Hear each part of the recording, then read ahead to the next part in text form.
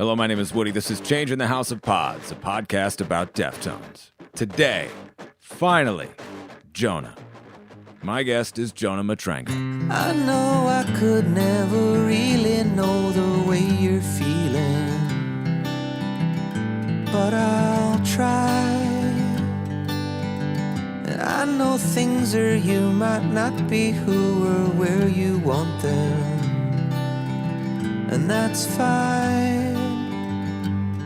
Just cut away the noise. Listen for that voice. Don't give up, no matter what now. Don't you stop.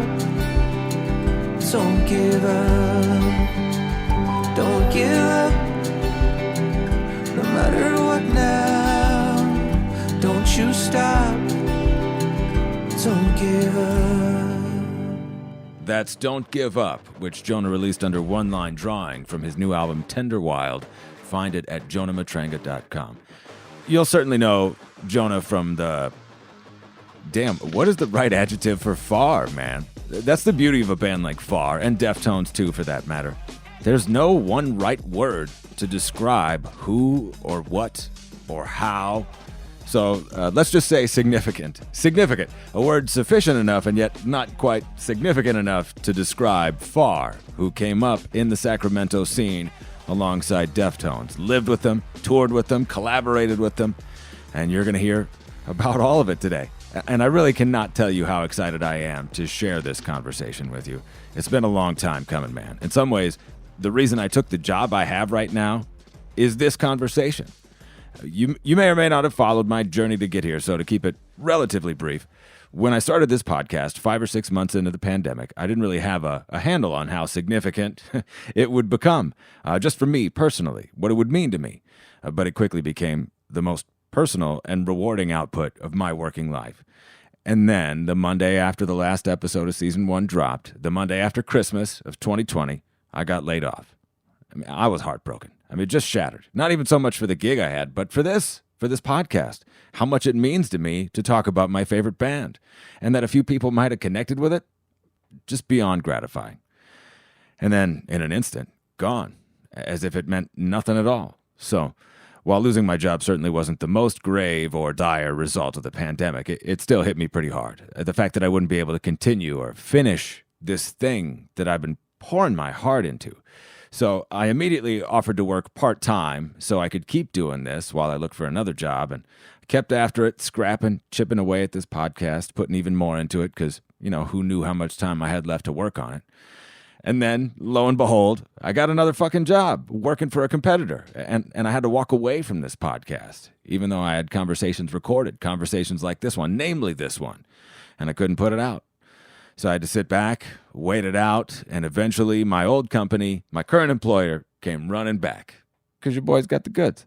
I'll tell you what, though. The biggest reason I took the job I got, the most motivating factor for me, was to finish this season, to fulfill this obligation to myself, and to release this fucking dope-ass conversation with Jonah Matranga. We got to go way back, man. We're like in the 1800s right now. I'm in college, and I skipped a semester because I was kind of doing really shitty and I had to go home and kind of get myself together. So point being, I was a semester off. So I went to Sacramento for the first time in the summer of 91, I believe, which I should have been after I graduated. But again, I was a semester behind. So I came up for the summer, jumped into the Sacto scene, which was just going like gangbusters when I showed up. And then I had to go back to college to finish my degree. And so I came up for a summertime. That was kind of my audition for Sacramento, then went back to school, and then came back up when I finished school for real. So all I can say is sometime in there, I met the Tones. And I honestly, the biggest band back then was Fallacy. So I can't even say the Tones were the biggest band on the scene. They were kind of coming up when we were, the Deftones were actually. And if anything, we might have had a leg up just because our drummer Chris was in high school, and he was still in high school, and so all of his friends would be so stoked that he was in a band that was like playing the Cattle Club. Yeah.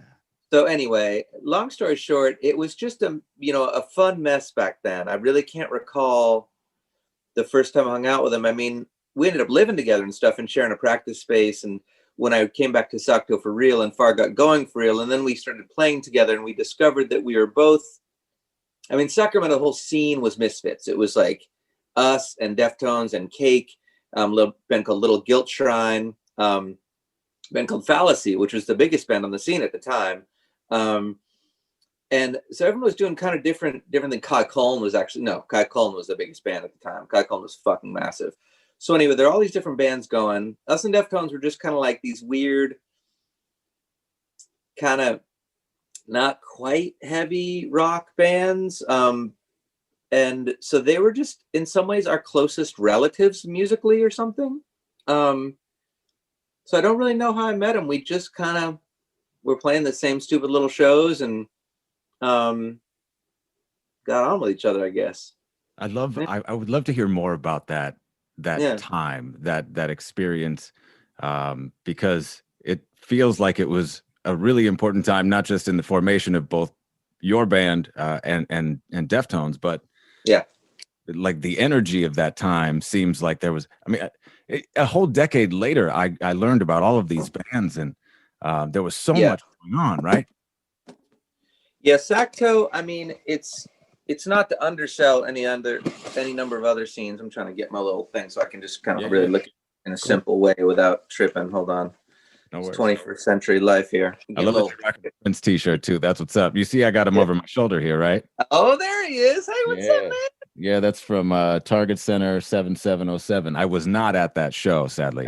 I only got to see Prince live once, and I've seen him about 1 million times, and just to be a total nerd about it, I got just a couple years before this all started, I got my first fake ID at 19 to see Prince doing an after show in Boston on the Lovesick tour, and it changed my life forever. Just seeing him do his thing. It was and continues to be a really inspiring thing. Oh, this looks good. This could be good. Hold on. Okay. Anyway, Prince. Okay, let's go back to Deftones. I could go for Prince forever, but I love that. I love that and I like being able to. Now I'm happy that I can see him. That's very good. Okay, it's a good omen. Yeah. So anyway, I mean, Sacto. I don't think any of us, certainly, I had no frame of reference for what a scene was. It was the first time I was ever experiencing this. Sacramento, in so many ways, was very different than any place I'd ever lived. It was, it was. I mean, there's a lot. Sacto's a trippy place. I love it so much. It's in my blood forever, and going to Sacto was strange. I kind of grew up in Boston and then went to school near LA, both in very little kind of like progressive liberal arts kind of situations. And there's plenty of that in Sacto, but Sacto, like I would always describe it to my friends as like, it was this kind of wasteland of suburbs and car lots and fucking Klan meetings out in the hills, and like a lot of like really heavy duty old school, like deep racism there. And I mean, I'm from Boston, so I know about that, but it's a different kind. And Sacto was the first time that I'd ever been around it, and it freaked me out. It still freaks me out, honestly. So that was one defining characteristic. But here's the thing, and this ties in because there was all of this around, but there was this little section in Midtown. And so Midtown is just like this little, it's sort of our downtown or whatever. But the point is, it's a grid, and there's numbered streets and lettered streets. And that little square of Sacto was so alive. And it was almost like the shittiness of the outlying crazy helped like everyone was banded together in these like old Victorians. I mean, my rent was $140 a month, you know, like it was, everything was cheap. Everything was kind of cool. And there was this, like these artists banded together so much. All my friends were living in LA and San Francisco after college. And so they were cool. And I was definitely not cool. And Sacto was definitely not cool. And I got it, you know, I understood what they meant by that. But at the same time, I saw this cool thing that was a really sweet kind of family in the middle of all this mess of everyone trying to just like, hey, let's make some stuff. And because it was so cheap and because there was so little pressure and because the scene was so uncool compared to Seattle, compared to LA, compared to San Francisco, we kind of were free. I thought we were free to just do what we needed to do without the usual scene bullshit. And there was a real, again, I don't have any frame of reference and I still, you know, I never did, but it was such a family. And I would say the Cattle Club is a central reason for that. It was a club that was right in between the burbs and downtown geographically, just on the side of a little fucking road. 500 was how much you could stuff into it. You know, when they started actually counting audiences in small clubs after the Great White Fire back then, you know, we realized that the capacity for the club was only like 200, but we had stuffed 500 people in there. And it was just an incredibly well-run club, very fair to the bands, all ages. And again, not downtown, so not too cool for school, but not out in the burbs, so not all hooked up in redneck. And so it was sort of this sweet spot that everyone felt kind of welcome. And I'm convinced that that was the incubator that really allowed for this to happen. You know, I mean, I think that, you know, the big band that had come from Sacto up till the early 90s was like Tesla, you know, and listen, they had some big hits, and, you know, all respect to Tesla. It's not, no shade at all, but it wasn't really a town known for its like rock history. And so again, that was fine by me because I was a misfit. I knew I was a misfit going in. The whole reason I got with the guys from Far was because I knew that I was a singer who wanted to play with a rock and roll band, but didn't want to do typical rock and roll band presentation. I grew up being a songwriter, grew up really into hip hop, grew up really into Prince, grew up all over the place, and loving Zeppelin and loving, you know, radio rock. I grew up in Boston, you know, the Cars, Aerosmith, you know, the Boston and the band Boston. Anyway, so Sacto had room for all of that, which is what I loved about it. I would go and hang out with one group of people and they'd be into one. I mean, even Far itself, Sean was like this hardcore kid. He was on one of the first Victory records, 7 inches, in a band called Inner Strength. So he was super into that and Bad Brains and like taught me a lot about that whole world. Chris was literally in high school again, using like Primus and shit, you know, super highly tuned snare drums. Malcolm was our first bassist. All love to Malcolm. He was like into sort of like prog rock and real sort of smart mathy shit. And I was all over the place. I was a songwriter person, and so I was into kind of all that. But I would say you know, if I brought one thing, it was sort of this songwriterly element, and this gentle, dare I say it, more feminine kind of element. You know, I hate those terms, but it's just a less macho thing. I was really interested in being a lead rock singer that wasn't macho. And because I wasn't and I'm not very macho, so there you go. No, that's cool, yeah. So anyway, so I'm just trying to paint a picture of like the petri dish that was Sacto. There was nothing to lose and everything to win, basically.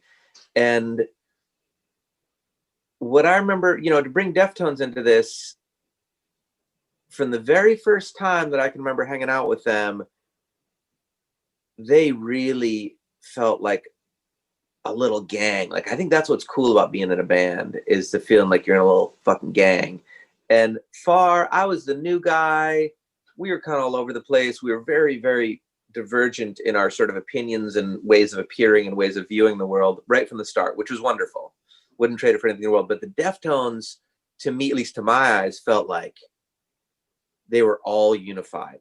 like everything they were doing was like one entity kind of moving around. And I've always admired that about them. And sure enough, all these years later, it's still true. But they even, back then they were actually again, all love for who they've become and who they are now, but they were just they were like a more like far back in the day, in the sense that they had really soft songs and really kind of songwriterly songs, and they're really heavy shit that has kind of come to be who they are. But Chino and I would just, get off on listening to PJ Harvey and Sinead, and he was really into Smashing Pumpkins. Everyone was. I was probably the least into Pumpkins out of anyone around. I appreciate a few of their songs, but I couldn't get with Billy's super, super affected vocal stylings. I just couldn't do it. But you did it so well. You just did it so well. Oh, I've heard it so many times, man. Sean was so in love with Deftones. And Sean, he was in love with Deftones. We all were. But Sean was so in love with Pumpkins, and so were Deftones. And yeah, I mean, I just... You've done that impersonation over. You've done that impersonation over cocktails before, I could tell. Oh, it's so many times because, everyone loved him, but everyone knew that Billy was kind of a cheeseball. But so I just heard so many people do it. Anyway, long story short, whatever. Long story longer. We were all just goofballs, and I think I remember a tune called "Gift," an early Deftones tune called "Gift." Some of you nerds go find a tune called "Gift." It was this real sweet, like Cranberries meet Smashing Pumpkins kind of sweet little tune. And I was kind of wishing Deftones kept a little more of that. I think it's been kept alive in different ways, but their early kind of experimentation far never really got out of that. And I'm not saying that's better or worse at all. Like, I'm just sort of the different arcs of the bands. Like the Deftones really settled in on a thing that was more unified. And I know they've fought, but from where I was sitting, and still from where I'm sitting, they were always so cool at being unified in their purpose. And no matter how much they fought, they understood their journey. And I don't even think they knew that at the beginning, but I always saw them as that. But they were just, at the time, again, just another little wobbly, weird Sacto band. Yeah. That's really fascinating to hear you articulate it that way, because that is, I totally see that. And like I read that 1,000%, coming much later in the game, but to hear you talk about them in that way as early as it was is interesting. I'm also fascinated by the similarities in the very earliest songs that I've heard. I've never heard "Gift," but between your band and theirs. Mm-hmm. And so like, I'm back to sort of the idea of that time and that scene. So you guys probably dominated like that space, I suppose. Was it just at the Cattle Club, or were there other places that you guys were playing? Did you travel? Our jam. The Cattle Club, yes. There's a place called the Boardwalk out in the Burbs, the central places, There's the Boardwalk out in the Burbs, Old Ironsides in the Press Club. We're downtown.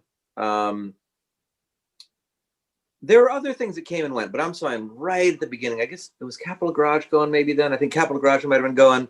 There's a place called The Loft. So The Loft was like punk and the Yamos and this whole thing. We weren't really welcome there. Capitol Garage was, I feel like that came around a little bit later, but anyway, whatever I'm talking about. It was kind of a middle thing, but it's a very small venue. Couldn't really do a really big rock show in there. Press Club in Old I, downtown, band called 666. I remember playing down there. They're again a little more hipster, a little more downtown, a little more cool. I would say the artists were probably older. And then the Boardwalk was metal. The Boardwalk was like Tesla probably came up in the Boardwalk, as far as I don't really know, but that world, like full on hair rock, never left kind of situation. And it was cool, but it was bigger venue. I remember there was a couple of places, Classic Jukebox, Club Energy came and went. But anyway, the Cattle Club, I say all those because they all had their place in the ecosystem, and Sacto was a very neat ecosystem. But the Cattle Club was big enough to have a rock show that felt big, while still being a small show. You could have 100 people in there and it'd be a perfectly respectable show, and you could have 500 people in there and it'd be fucking rammed, but it's still the same room. Very different feeling. So it was small enough to be intimate, big enough to feel like a stadium when it got going. At least to us, we were young. It was super sweet. There was the Crest, I guess, which is a bigger theater, but that was real tough to play. And you only got there when you were like at the top of the mountain, kind of with the local shit. But, another thing I'll say about Sacto is this: because it was in between Seattle and San Francisco and LA, it was kind of this podunk situation. But all the bands that, and once you start touring as a band, you start to see this. If you're driving from Seattle to San Francisco or Seattle to LA, you want to stop as many times as you can, because that's what helps you stay alive on tour. So Sacto was kind of this stop. So, so there are two funny things about who would open and who would headline in Sacto, and I think of me and the Deftones, and Far and the Deftones. It was neither band wanted to headline over the other, because we were both about as big as each other and we could both bring it.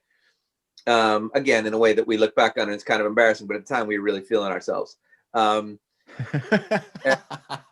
I'm not saying you go back and look at these tapes that sound good now. I'm saying at the time we felt like they sounded That's good. what's up though. That's what's up though. Yeah, and we were loving ourselves. It was good. But anyway, so we legitimately, neither band would want to headline, because the other band would kind of like the energy would be done. Like after one of our sets, the crowd would go fucking nuts. And there's only so much energy that, a kid has, no matter how hopped up they're on Red Bull, and so there was this funny back and forth where we trade, but Far, in some ways, at least initially, was the bigger band. But again, this is only because Chris was in high school. But because we were bigger on our own, and they were Deftones were sort of building, they got like some really cool opening shows. I think they got to open for Pumpkins at the Cattle Club.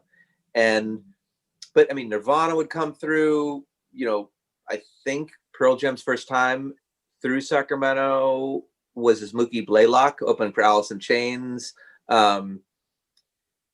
Tool opened for us when we opened for Fallacy at the Cattle Club. This all happened at the Cattle Club, by the way. All these shows are Cattle Club. Wow. Oasis came through. It's just sort of like this endless parade of like massive fucking bands would come through just on their way on tour. They were just doing their thing. They're building up, but they might be playing 2,000 seaters in the cities, but they'd still play the fucking Cattle Club in Sacto. Because it wasn't a big market. A lot of these bands at the time were kind of, the next wave, and Sacto, it wasn't like we were like super ahead of the curve, pop culturally speaking. So anyway, there was just so much that's an important thing that I forgot about. I think the thing that gave rise to Deftones and why they're such a Sacramento entity. They got to play with all these different bands, and we got to see these bands on the rise, like coming through, doing their thing, kind of crushing it in this, but we got to see them on the same stage that we just headlined last week. Right. It was a very, okay, we could do that, and again, it wasn't saying that, like, looking back, those bands were way better than us, but at the time it felt possible. And Deftones, they just never seemed scared of a goddamn thing. I'm sure they were nervous at different times, but Chino is just always one of the coolest motherfuckers. And the way they would take the stage, and him especially, because I look at frontmen, I look at singers, and whether it's Gwen Stefani or Amy Echo or Chino, like I admire a good front person, or Zach De La Rocha or Eddie Vedder. So I kind of study them because it's kind of this weird little animal that I am.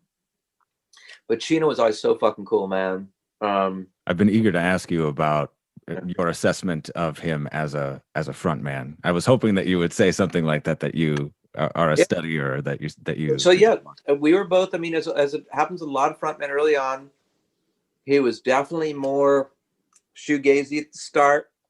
He'd kind of get wild, but I would say she was probably the attention getter of the group early on, because I was fucking hair and screaming and freaking out. Chino was a little bit more withdrawn, as I remember early on. And of course, it depended on the song. Again, they would do softer stuff in the beginning. So I think anytime Engine Number 9 got going, he was probably going. but it was a different vibe. I remember specifically seeing him play the Crest once, which is a bigger kind of old theater thing, about 1,000 seats. And they were playing, and I was up, I believe, in the balcony, kind of watching, because I just wanted to watch the whole situation happen.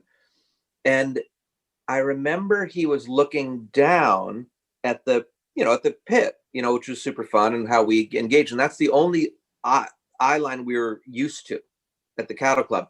But what I realized was, like, and I saw him do this, and it sounds such a strange detail, but he learned to pick his gaze up. And frankly, he taught me that night to, if I'm playing a big place, don't look just at the pit. Look at the whole space. Fill the whole space with your gaze. And sort of like, you can't really see people in the back, but just let everyone know that you're there for and with them. And I kind of saw him learn that over the years, and learn how to be himself, but kind of expand his presence. And the effortless cool kind of stayed. He always was so composed. And I think I will go ahead and say that Zach De La Rocha changed the game for me as a front person. For me, Zach and Eddie were the two main front people that really changed the game for me. And no joke, Gwen Stefani. Like, people can laugh all they want about No Doubt Now and Her Now or whatever, but early No Doubt, you do not want to fuck with Gwen Stefani. So just anyone who's wondering why I'm throwing that in, that was a real thing. They were crushing it. But Zach, I remember the first time I ever saw Rage Against the Machine was when they're opening for Pearl Jam at the Warfield in '92. And their first album hadn't even come out yet. And seeing Zach tear that stage up, I've still never quite seen anything like it, what that band did that night. Literally, their album was not out. No one had fucking heard of them. Like, maybe, some people had from their demos or whatever, but no album out, just destroyed it. I have to imagine that Chino learned a lot from their rise as well, because Zach brought a hardcore thing, an effortless hip hop thing, that, at the time, like, funk metal was big, and I thankfully didn't get too lost in that horrible nightmare. But Chino was one of the only people who could really pull off that divide beautifully. And again, because he had, it's not a matter of, like, being white or brown or black per se, although that's an interesting conversation as well, the Deftones and their ethnicity and where they sit in culture. But that's a pretty heady thing. I'm just talking about occupying different genres. Chino just had a real effortless lane switching capability. And he was able to really bring that to Deftones. I mean, how they kind of unified their sound seems like Chino's like, I'm going to keep singing soft sometimes, and once in a while, I'm going to strap on my guitar, and Steph, you're just going to have to deal with it, kind of thing. And Steph was like, okay, I'm going to write heavier and heavier riffs. And they just kind of kept doing that, and like, kept it going. So it's funny how they boiled down their shit. But anyway, Chino's growth, I definitely remember seeing him on that big stage going, he's got to learn to look up into the rafters. And he sure did. It sounds like you guys kept that scene afloat and enabled the bands that were, the bigger bands, or the bands that were on the rise, you gave them a space basically to stop and to really inject the national attention. Is that what ultimately brought, like, the nation's eyes? Like, when did the world start to take notice? Do you remember that? Did the world ever start to take notice? I don't think. Yeah, dude. Especially with the internet, because you guys were an internet savvy band too, right? Like, well, it's yeah. So okay, yeah, that's interesting. And I really want to stick with Tones, and I don't know their story as well around this, but I do know, in terms of national bands, what I'll say is this: yeah, like, and Jerry and Brian ran the Cattle Club, and Brian McKenna was wonderful too, but Jerry was kind of, and is my dear bestie. He was so fucking smart about, and that's the thing, we wouldn't get to open for touring bands when they came through too much, because our job in a lot of times was like to bring our little high school crowd and pack the place, and then they could bring a touring band in, pay them their, the thing or whatever, and give them an audience, and they'd be stoked and they'd come back next time and we would do our thing. But I was always jealous because I wanted to open up for more No doubt. different weird bands. I remember that very well. But so anyway,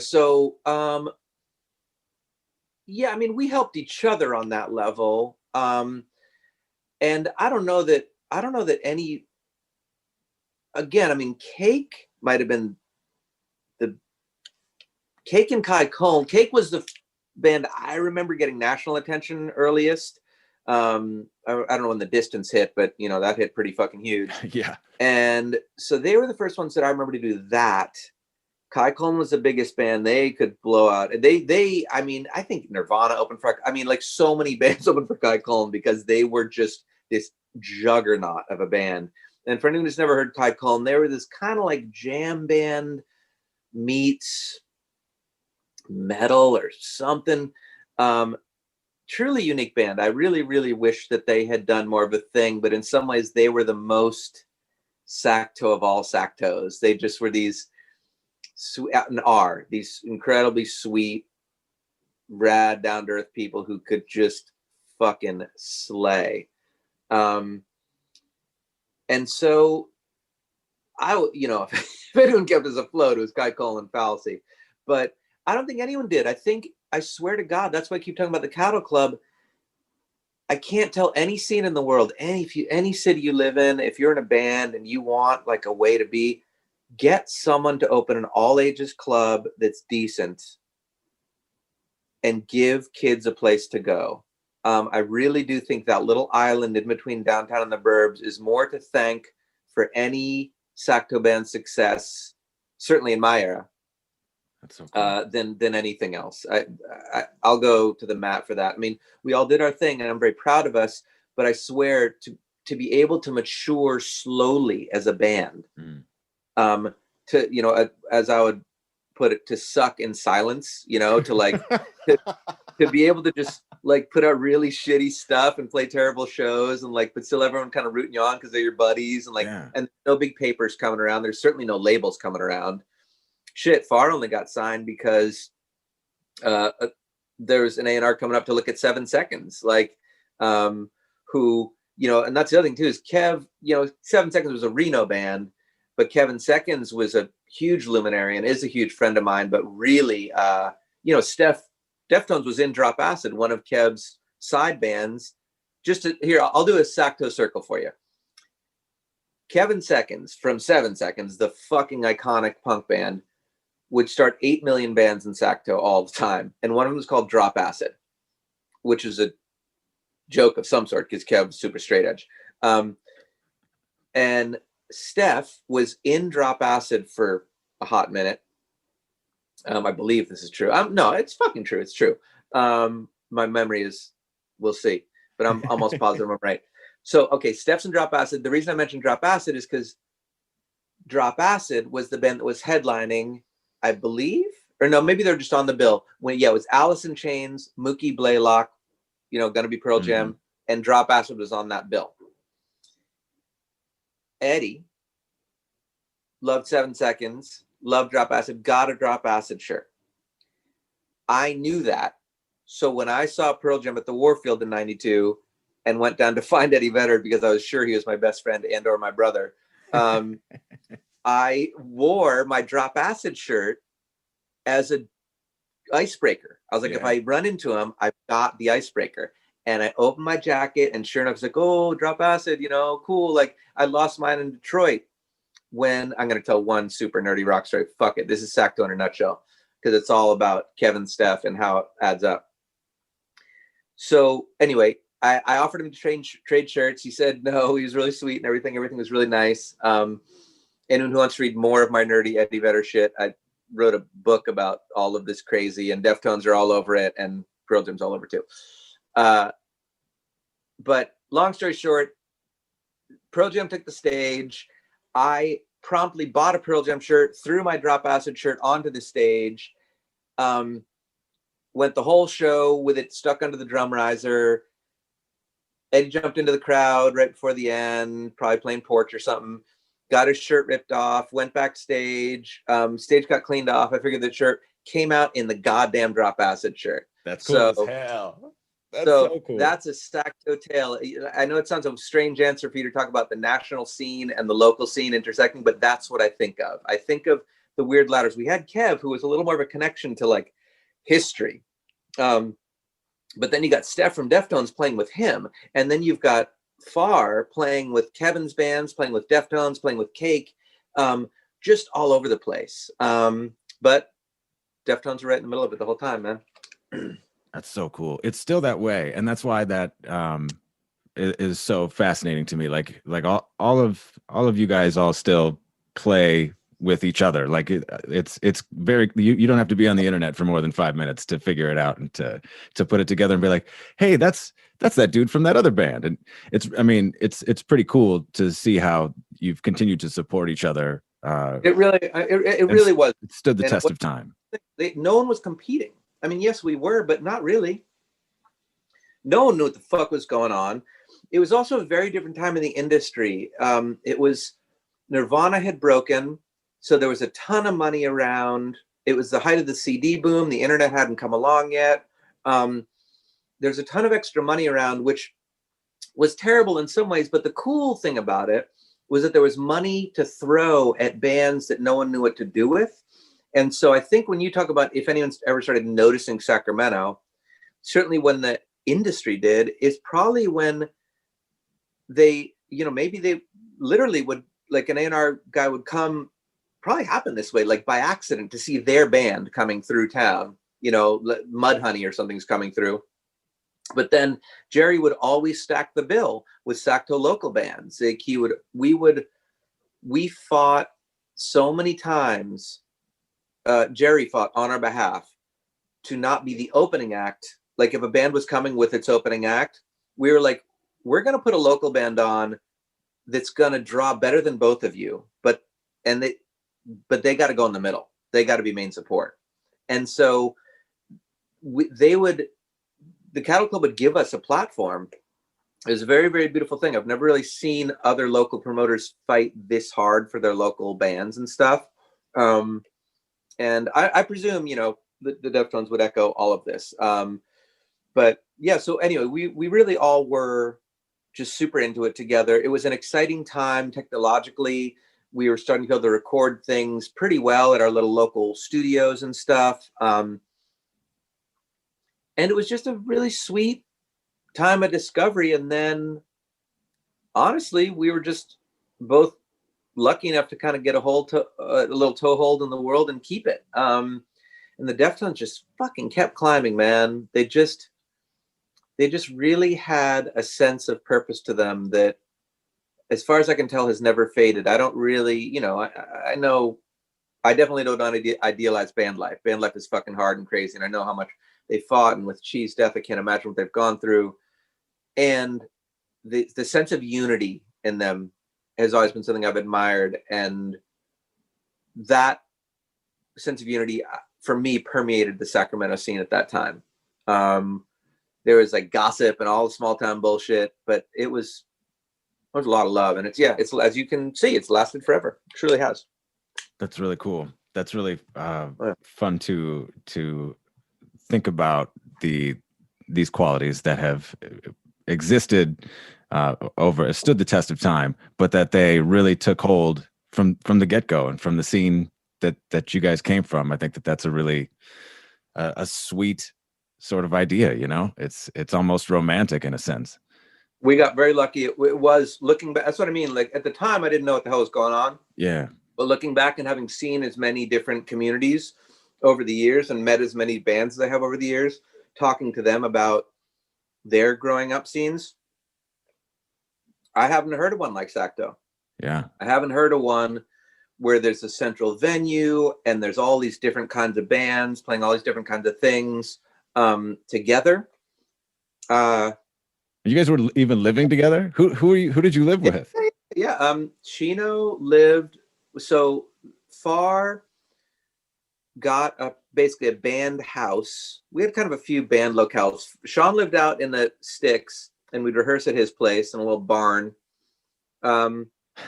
Chris and Johnny, when I say barn, I don't like we were literally in. You were in a country band.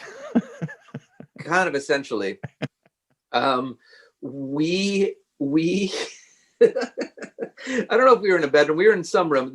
Basically, there was this huge ranch house that like a lovingly rundown, sweet, rad ranch house that I'd never experienced anything like this, honestly, being a coastal kid. Like, there was just so much land in Sacto, and it was so flat. It was very interesting to me.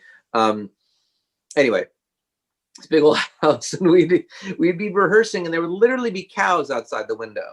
Like, no lie, like actual fucking cows. And so that was Sean's place where we'd rehearse, and the rest of, and Deftones all lived south of Florida, lived South Sac. Chris and Johnny were way out in the burbs. And I was in Midtown, basically, but the first Far House was in Southland Park, Station Way, next to King of Curls, near Marie's Donuts, where we'd go at 3 a.m. after shows. And it was this goofy little house, had a garage. We stuffed our shit into the garage, played so loud, so fucking loud. I don't know how we didn't get shut down. But in that house, all of this is just to set the scene for you. This grubby little house where I paid $140 a month to live in the living room. Chino lived there. Steph didn't live there, but he was over there a ton. I remembered him there all the time because Steph is just I haven't talked to him in years, and I hope he's doing well. I'm a little worried about him right now, but he always just had the biggest smile and the biggest personality, and just a larger than life kind of big old bear of a human. Really sweet dude. So I remember those two hanging out a lot, and I just remember, Chino and I just like doing our best PJ Harvey impressions. I mean, we would just hang out, and again, I wasn't drinking or anything at the time, and no one was partying too hard, thank goodness. But it was just beers and people smoking weed and fucking hanging out, being ne'er-do-wells, listening to music. It was nothing was that cool about it. It was just life, but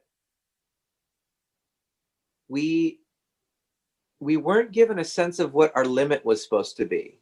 It was, again, we had these huge bands coming through. We'd see them open for us, and then they'd be on MTV, and we'd all look at each other like, okay. And so there was a sense of looseness about it. There wasn't a sense of big, we got to do this. It was a little bit, I remember specifically saying to our then manager, why not us? What, and it wasn't like we're so fucking great. It was like, I see all these bands getting signed.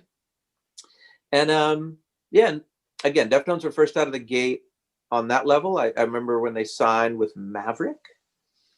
And I think they were signed in 90. I think they were probably signed in 90. They were always like a couple years ahead of us, basically.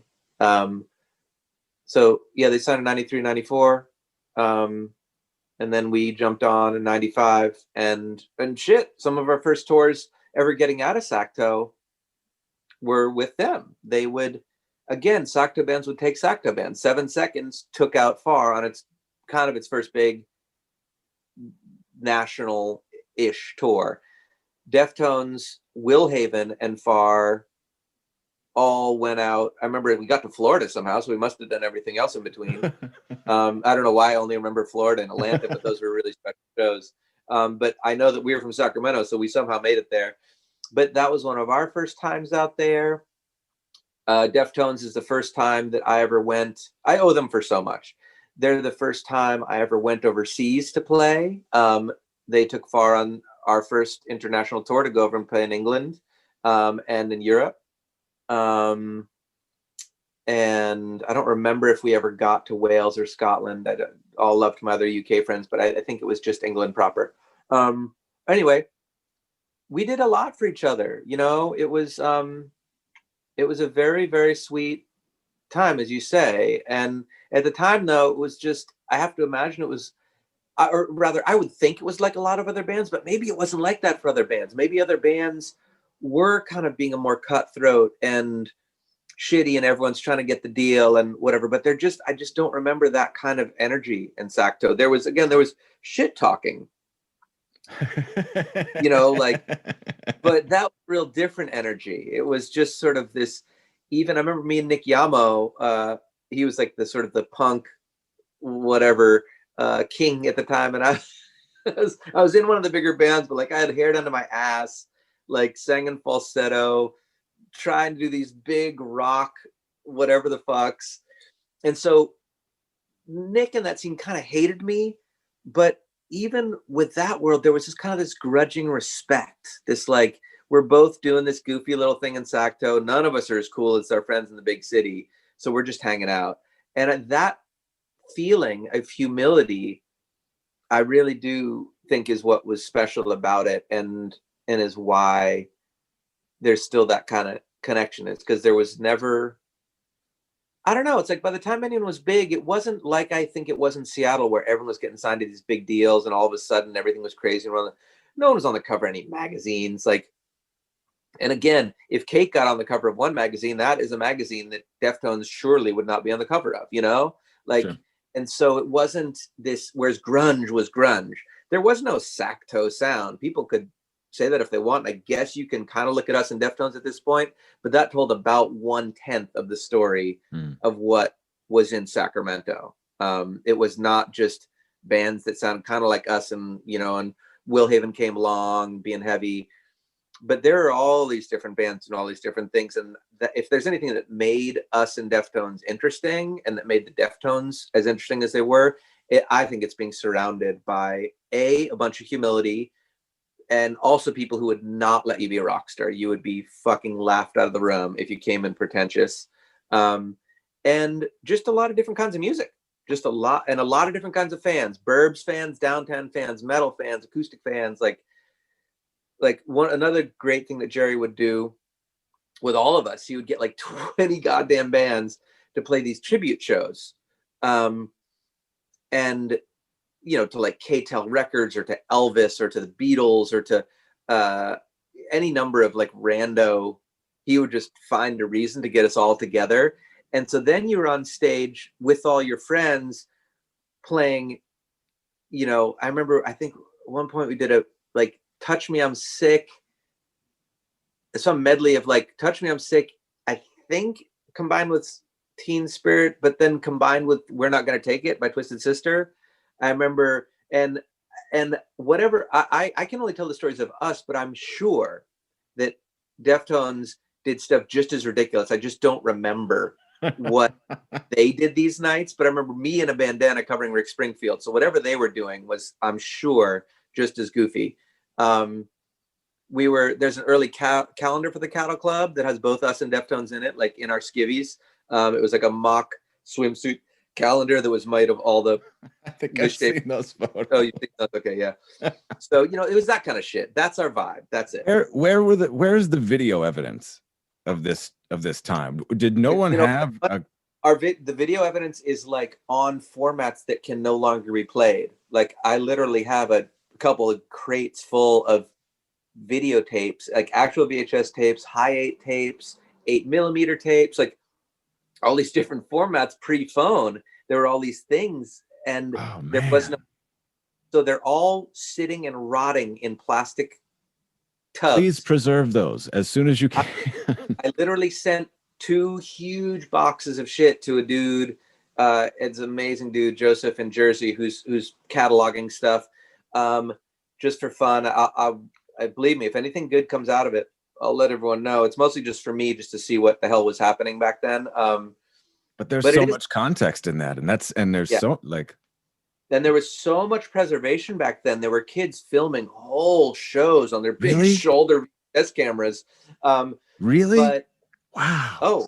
Oh, 100%. I mean, this is one of the things I love. We're in the age of the moment now, where someone gets a little, 8-second, 10-second that can be really transcendent and can really capture a show. And so I'm not saying that's a bad thing, because I love seeing like the moment of a show captured. But yeah, I mean, back then, there's a guy called Jim McLean. Just go on Jim McLean on YouTube, and I'm sure you can find some crazy old stuff. So much was preserved at that time, and again, Jerry was really good about keeping it. I know there's some good stuff through him and through Jim McLean, but there's so much more stuff that was made just by fans and our friends who had a video camera and would come out, and there's mountains of Audio video too. Well, I mean, it's really terrible audio because it's from the video. I don't recall anyone being fancy, honestly, about Or just the recording stuff, because earlier you alluded to like recording stuff was more accessible. Yeah, technologically, yeah, that was more making demos and stuff. There was a great studio called Enharmonic, and there was a great studio called Puss Cavern, and Matt Ericks was kind of a rehearsal space and recording studio. But all of these entities were a little sort of like the Cattle Club, but recording studios. They were super cool. They were okay with everyone. They were cheap. They made pretty good sounding shit. And it's basically your buddies engineering your demo. You know, it was just really not an out of reach thing. So certainly that, but live stuff, I kind of wish that there was someone preserving it more fastidiously on an audio level. It was mostly, again, just old video cameras and the terrible mics they came with. So the footage is kind of interesting, but the audio is not that it would be great sounding, frankly, even if it were great sounding. But it's a different vibe. Yeah. It's all about seeing the kooky stuff. I don't think you're going to get a lot of intricacy out of the recordings. Well, that scene goes back to probably started 80 something, right? Like the Deftones 1988 is when they talk about that's when the band started. So I would imagine that there was. I think you're telling not untruth, but I'll tell you this. Here's what I can tell you. I was 21 in 90. So 22 in 91 when I think I first set foot in Sacto. That's 91. And I am sure that I am at least a few years older than everyone in Deftones. I was 22. Chris was 15. Sean was maybe 17. Malcolm was my age. I don't know the age of Deftones well, but I just was the old guy. I remember that. So all I'm saying is if I was 21 and I'm doing a little quick math. You could buy beer. That makes Chino, 17 or 18 because I think Chino's a few years younger than me at least. So they must be talking about the very earliest. Yeah, like taps of a snare and they're talking about when they got their first guitar. I guess that might be true. Hold on a second. Very clever marketing if it's not. Yeah, hold on. I just think this is one of those things where the myth has gotten away from us. So let's see. Yeah, so 73. So he's 4 years younger than me. So that makes Chino 18 in 91. 73, 83, 91. Yeah, so I guess he's 15 or 16 when they're starting. I don't know. Anyway, God bless. So whatever. As far as I'm concerned, they were gelling as a band when we showed up. They made their first demo. So, to me, a band starts when you make your first demo. That's kind of where I'm at. Like I understand the band's could start, but you got to do something. Yeah. So I remember their first thing, little 2-song thing. I believe it was Guest and maybe Like Linus, I want to say. And they were just getting going. I'm sure they were around, but Fallacy was the bigger band. Kai Colm was the bigger band. I believe they're all a little bit older. Yeah. So when did you, because you on Wikipedia, it says you guys first toured with them in like 98, which doesn't sound right. No. It sounds like 95 or 96 was our first US thing. That was the Us and Will Haven and Tones thing. and yeah, we'd done a ton of shows together already, but that was the first touring thing. And then yeah, I mean, I remember this one so well because I got my first passport. So I probably literally still have the passport I got when I did this. Was 97, maybe even 96 though. 96 or 97. It was the winter.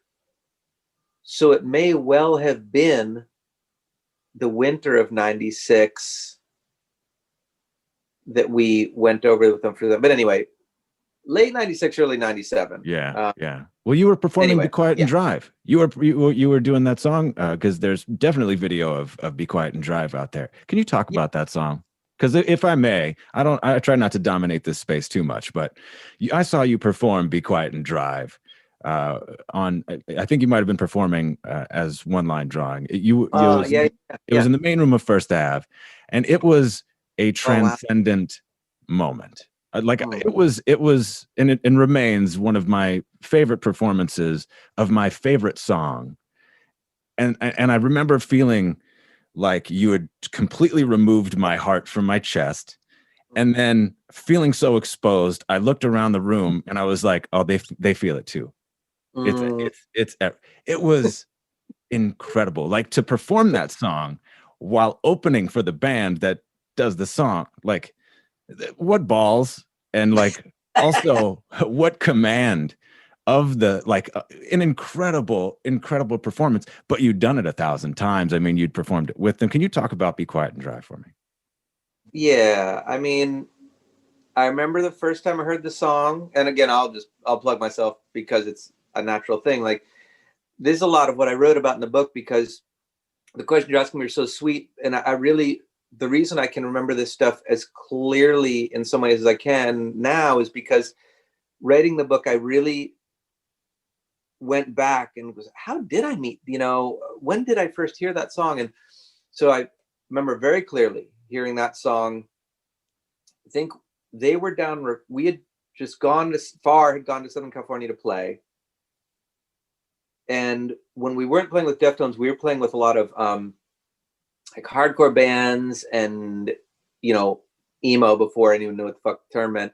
We were playing with Sensefield and Strife and this other kind of, and so we were in a slightly different world than them already. They were down recording around the Fur at the time. And so, but they were down there mixing it, I believe. And so we drove down there, played a show, did our thing, met up with them at their studio where they were working on and stuff, because we were giving them a ride. We gave at least Stefan Chino, maybe some of the other dudes, a ride back from LA. We were like, hey, we'll just pick you up and we'll drive you home in our big stupid van. And again, that was just the kind of like, they had the money to fly. They could do a lot of things, but they chose to jump in our shitty little van, And two things I remember from that trip. One is that they played us Be Quiet and Drive in the studio. They're working on that song. And I will never fucking forget hearing that song come out of the speakers and just thinking, yep, my friends wrote a tune that's going to last. Like, I just knew it. Just right from the first time. It was like, it just had that feel. It had that, that flow, this cruising thing. It kind of combined what, again, going back to things I guessed in the early stuff, this was, to me, that's why for me, it's kind of that and Digital Bath are the peak of Deftones for me. But that is, it has that shoegazy vibe. It's just a really special tune. And it's just a sweet, weird love song at the bottom of everything. It's a very wonderful song. So anyway, I remember hearing it for the very first time and being totally blown away. The other thing that happened on that same van ride, I'm almost positive, is that's the moment when we were all listening to Jawbox and the song Savory, and where we all decided we're going to cover this fucking song. We're going to go down harmonic. We're going to cover this somehow. So I remember the genesis of that cover is in that same van ride, is in the Around the Fur trip, and the Be Quiet and Drive trip. And I came home so in love with that song that I just couldn't get out of my head. And and the way I love songs is I kind of pick them apart, and I don't try to cover them like they sounded. I just kind of look into them and just sort of just dissect them. And so I just kept listening to that tune, And I was like, what are they doing here? And I just kind of plunked it out on my stupid little acoustic guitar and made this version of it and sent it to Chino. And Chino was so jazzed on my quiet little version of the song. Because again, he and I were into that lo-fi thing, that lo-fi kind of sing like a girl kind of vibes, you know. We were just really interested in what our voices could do. And we were as interested in quiet atmospheric music as we were in super heavy music. And so I sent this to him like, hey, look at the cute little like ambient demo I made basically of your song. And he was so jazzed on it that he was like, this should be the B-side to the single. And I was like, Chino, it's your band. You should sing this. And so I gave him the tracks, and those are the basis for their acoustic version that you hear. And I was just so in love with the song. And at the time, you know, soon after that happened, Far broke up and I was doing stuff on my own.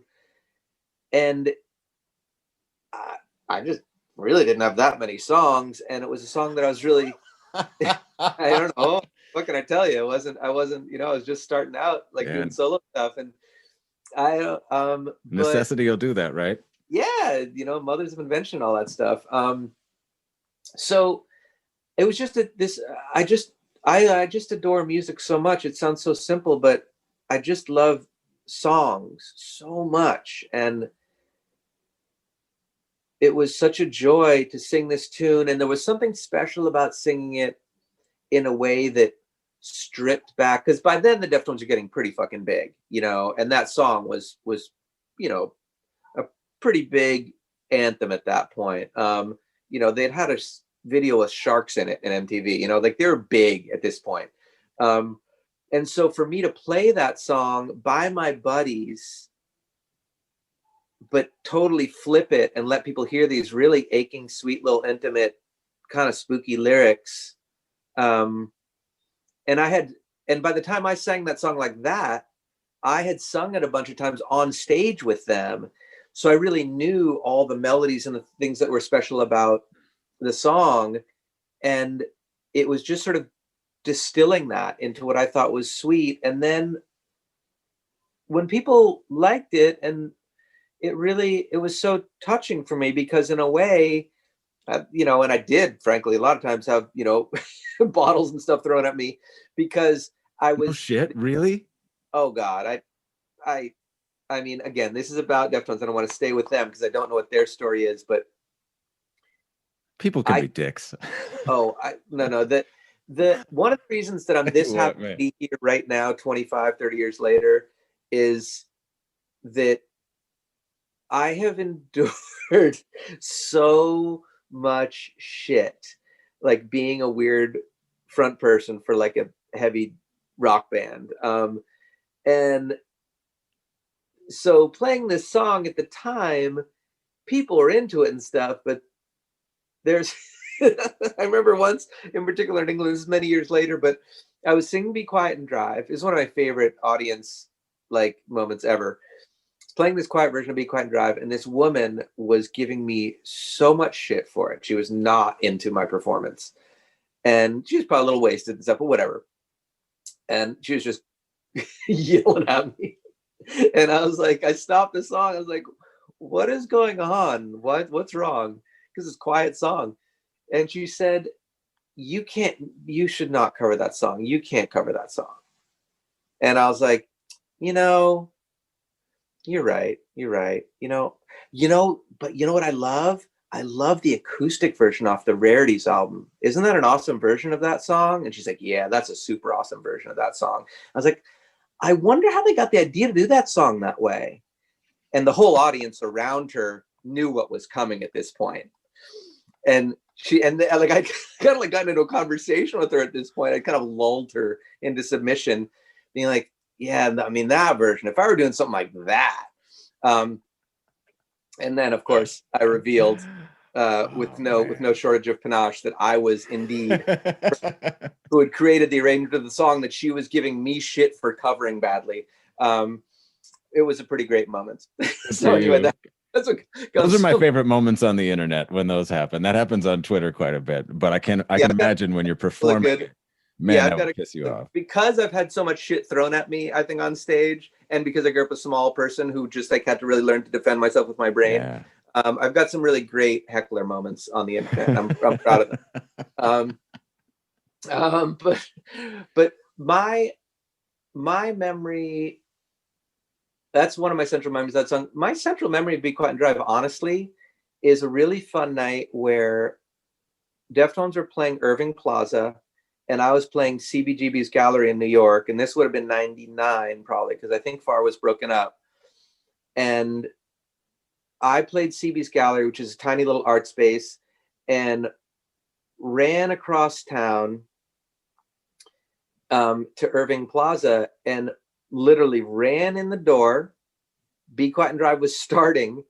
I heard the guitar like starting, ran right through the crowd, somehow like wormed my way to the front, somehow convinced the security that I truly was supposed to be there, because I had no pass, no nothing, and got up on stage just in time for the and it was like, it's such a special memory, and there is video of that, and it's really sweet because I think you can see me kind of like crawling up from the depths of the audience, if I remember correctly, and like jumping on stage.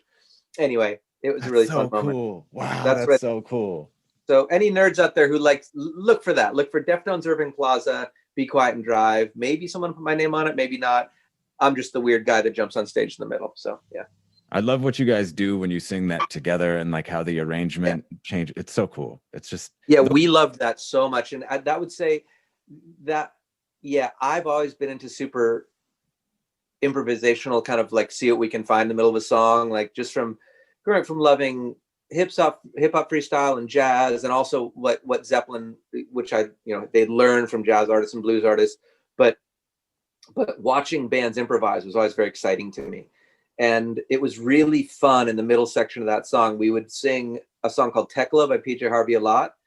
We'd sing To Bring You My Love, I think, when that came out. It was almost always PJ Harvey, but yeah, just the way our voices harmonized. We have pretty similar voices, actually, a pretty similar range. And I really love harmony. And I would honestly just kind of let him sing and then echo off him a little bit, and then he'd start to play with me. And there were times when the middle of that tune lasted, I think, probably a longer time than it should have, but it was really fun.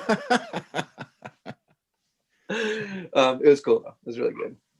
I've often heard Deftones say that they aren't great musicians. Can you tell me why that's not? You say that's true? Sure. Yeah. I don't really know what's true, because I don't know them that well in terms of like what they're, but no, I mean, I swear that Sacto was full. I can't think of I guess again, the guys in Kai Colm were very like kind of especially kind of talented jammy rock band, but even they weren't super shredders. They just could play real well together. Mike Farrell is a guitarist who's still around there, and he remains one of the more talented people I've ever been around. So there were musicians in the scene. This guy called Eric Clevin who could play bass like nobody's business. There are some serious players in the scene. But in terms of the rock and roll situation, I don't recall any musicians that were particularly towering musicians. I know FAR was a very self-taught bunch of people, and Deftones were, I got to mention they come from the same place. I mean, I think, Abe might be would be the first person to tell you that he, his groove has gotten so amazingly steady over the years, but he was rushing like nobody's business on the drums. She and I were literally figuring out what our voices could do and what they couldn't do every show, basically, and by listening to a lot of female singers, basically. She was just a fucking ball of fury. There is actually quite a bit of finesse in his playing, and if I'll say that if anyone has the deepest groove in that band, it was actually Chi. But even he wasn't gifted in the sense of wheedly on the bass. Steph and Sean both. I mean, Steph knows his way around a riff, but I don't remember him being nearly as chopsy as any number of other. When I think of other bands certainly that came in the wake of Deftones, and I'm thinking of Korn and Biscuit and Cold Chamber and stuff. In all those bands, I would say that some sort of instrumental prowess was more featured in some way. And that was never the case with Deftones. There was never a guitar solo or a drum solo or an anything solo. It was just, again, this one unit, which I think is what was and is kind of special about them. But no, I swear, maybe not the last, because I keep talking about it, but I'm going to go back to Sacto and how it, like, Sacramento was about songs. It was about writing a song that lit the room up, or a chorus that your friends would remember. And I don't recall it ever being about who could play faster or louder or anything. You either got the room going or you didn't, and you did that in whatever way you did. But and not that musical prowess can't be part of that equation, but it's never been really my part. And I never got the sense that was them either. I mean, yeah, they can all play, but there's not one of them who, I think Chino's real special, but even Chino, outside of the context of that band, he has certainly grown into himself as he's an amazing singer and writer and artist. And so there's no belittling him, but even him, it wasn't like either of us were fucking Jeff Buckley or something like that. It wasn't like Sure. that. And none of the other guys were. No, I think they're right. I don't think that's false humility. But it's also not saying they're bad, but they were sloppy as hell. I mean, that's actually one of the things that in some ways is, I think, added to their mystique over the years. Is they're a band who, I think they would probably say this too, but I've certainly heard a million people who adore them know that one show out of 5 shows, they're going to be the greatest band you ever saw. And the other 4, they might not be. Like, they might be a little bit of, and then maybe one of the other 5, they'll be kind of a train wreck. And then the other 3, so there's one great one terrible one, and 3, they're like, okay, like with moments. But so they're, and I think that is almost lends to their charm. They've never been this like machine of rock, like a fucking Pantera thing or something, sure. Metallica thing. Sort of, point, or any of the bands. Yeah. Please continue. I'm sorry. Yep. Well, I was just gonna like. Yeah. Yeah. Well, I was going to say, to your point, their ability to run a room or to command a stage, I think of that as just as much of the equation as maybe playing a lot of notes or being a really adept player, like actual player, in terms of just. I would say, Chino, without Chino's gift, he has his voice is a gift, his writing's a gift. Like, he's a super talented human being, and because I don't want to sound like a backhanded compliment, but I think if he has only one gift, certainly one that I've talked about this a little bit during this conversation, and I've thought about it a lot. His gift of being able to be on stage and just be calm and focused and connect with the audience and stay in the songs and stay with his band. That's a very underrated gift. A lot of people think about other things, but his presence, they were very balanced. Steph had this wall of hair, his fucking head down, riffing away. Abe was a little beast back there doing his thing, just kind of a funny little cartoon character like most drummers are. It's true, man. All the good drummers. She, like I say, she was kind of the main focal point early in the band. He was just like this wild man. But Chino's effortless cool is a very underrated thing when it comes to what I feel like has been one of the reasons of their success. And it's ironic because it has nothing to do with music, but it has everything to do with music. And that's why everyone who says like, oh, whatever in these arguments, are, I'm going to bring in race again because there's so much racism in rock and roll, but there's something about when people talk about artists like Prince or Beyonce, and they kind of demean them by saying like, oh, whatever, like, yeah, they can sing fine, but what's with all the dancing and stuff? Like, no, like that matters. This is performing arts. And Chino never did moves per se, but he was really cool and he could dance and like it's really sweet. Like he just had an effortlessness with his body on stage that I know translated for me and that I admired deeply. And I know it translated to audiences. He just had this fucking cool thing that people could get into. And again, without all the rest of it, it doesn't matter. But when you want to talk about a gift that they brought, I think it has more to do with presence and songwriting than it does with any particular musical quality. Yeah, that's really cool to hear you talk about. And I wondered, if do you remember that being there from the beginning, or was that just something that was harnessed over time in those? No, that's what I'm saying. It was, I mean, to me, life, certainly, you know, rock and roll, and certainly when it comes to a career kind of thing, it's about expansion, and it's about the ability to play to 50 people, but then to be able to play to 500 people, and then 5,000, and then 50,000. And I have, the only reason I'm mentioning myself is frame of reference, because I don't think I've been very good at scaling up my interaction with people. I get kind of uncomfortable when the audience gets too big, or when the kind of pressure around me or the money around me gets too big. Something happens in me. I don't know what it is. And I'm not ashamed of it per se, but I'm humble about it. And Chino seemingly could handle that shit way more gracefully. He wouldn't shrink as the stage got bigger. Like I say, I remember that Crest show where he was learning to kind of, where actually he wasn't learning yet. I was looking at him. I probably told him after that show, like, hey man, look up, because I could see you and I want you to look out in the world. But he's, whether he is scared or not, he never shows it to me. And that whole stupid never let him see you sweat phrase, like, that's real. And he always had this thing where he looked like he belonged there. And that, again, is a very underrated thing when it comes to lasting success and performance. Yeah, it's real special.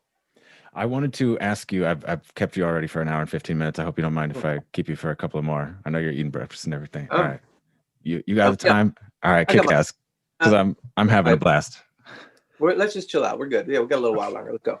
So, just recently, the CD came out of the poetry reading, Cheese poetry reading, and I open up the CD, and there you are. You performed that night.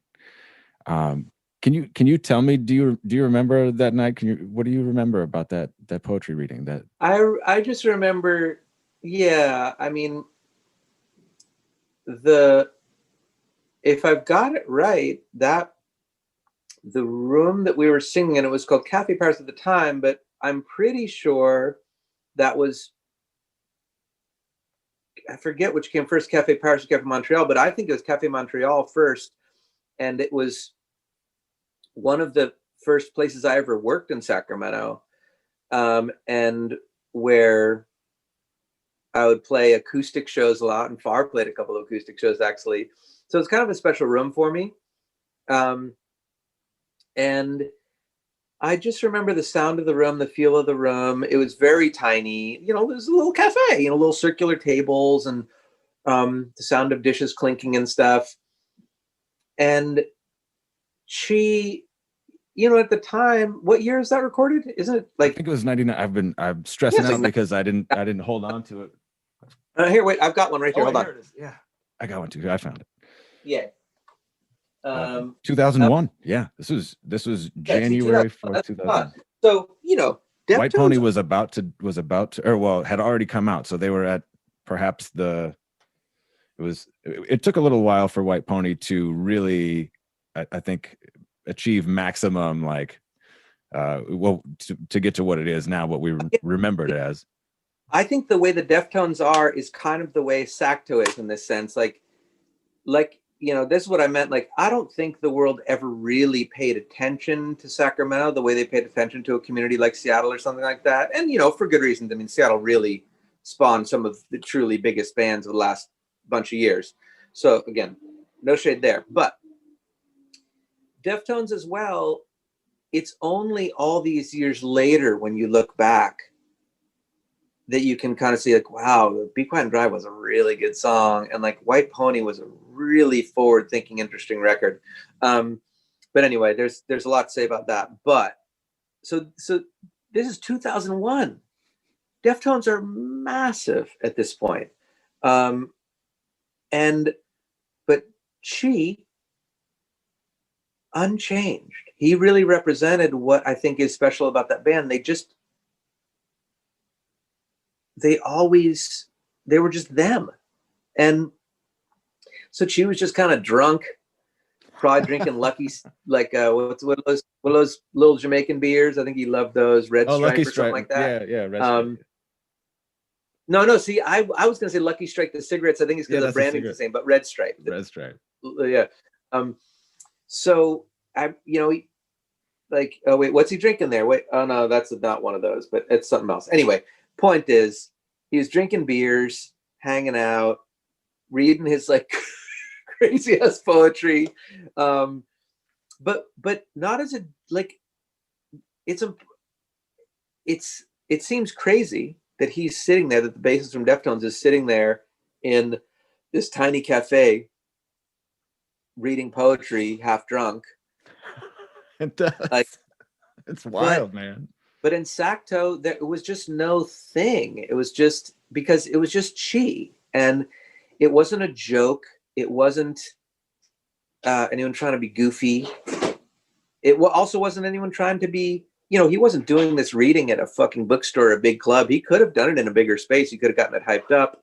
He's just in this tiny little cafe reading his little scrawled, crazy, but like really heartfelt, neat poetry about him like living in the world. And I'm so grateful to be in these pictures. I hadn't seen these pictures maybe ever, until someone sent me this record saying like I know the people in Buckle Up for Chi, and I've done what I can to support over the years and stuff, and donated stuff for raffles and all that stuff. So I know the folks, but I don't think they wrote to say, hey, we're putting these pictures of you in there. Again, not out of anything, but like, of course they would do that, because that's what that night was. It was just like a couple of weird, sensitive rockers hanging out. Like, you're just really like, I don't remember this. I actually want to listen to the recording more deeply and see if I can figure out. I feel like there were some nights where I would play like guitar, like, this is so cheesy, but I love it. Like, where I'd play like guitar hella quiet behind Chi while he was reading and stuff. So it was just, yeah, it's, I'm looking at the thing right now, and it's really sweet to see. That's so cool. Yeah. His readings of his work, it's such an insight. It's really cool to hear like how self-deprecating he is, and like he's like, not gonna read you this one, and like the way that he was, it's cool to imagine. I don't often bring him up on this podcast in a heavy way. I try not to, because it's this. I try to keep this experience as celebratory as I can, but without being too heavy. Tell me about Chi. I mean, there's when this comes out, remind me, and I'll share. Well, probably when you post it or whatever, I'll probably share this in the end. There's a thing I wrote, kind of a letter that I wrote to Chi, like after his death, as a way of kind of saying goodbye to him, that ended up getting printed in a local Sacto paper. And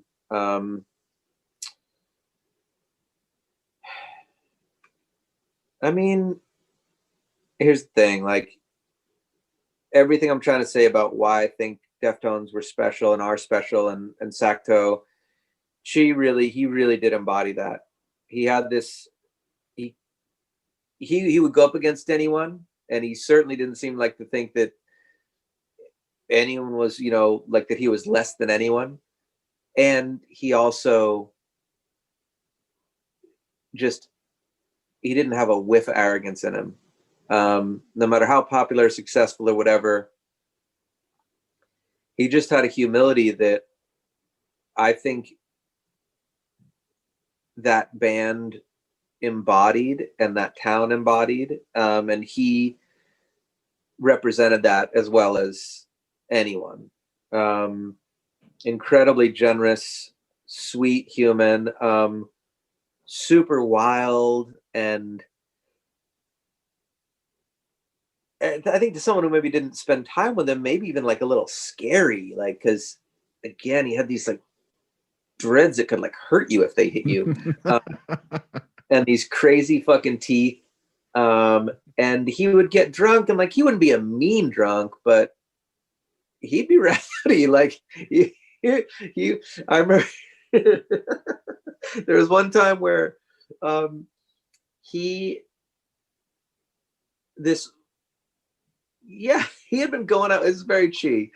He had been going out with someone or something, and they had broken up or something, but he was like basically matchmaking between me and this woman and saying like, you should go out or something like that. And I was like, okay. And so we went out and we slept together, and there was this, and then I started to hear on Sacto, like, oh, she's mad. Like, because, you know, like you slept with this girl or whatever, but I was like, but wait, she hooked us up, you know? And Chino was probably one of the people saying like, I think she's mad, man. Because I think he, at the time, might have lived with us. Chino might have. And so I kind of knew him better than Chi in some ways, but I knew Chi real well and stuff. And so much so that people would say like, you know, in that Sacto rumor way, like, oh, he's super pissed.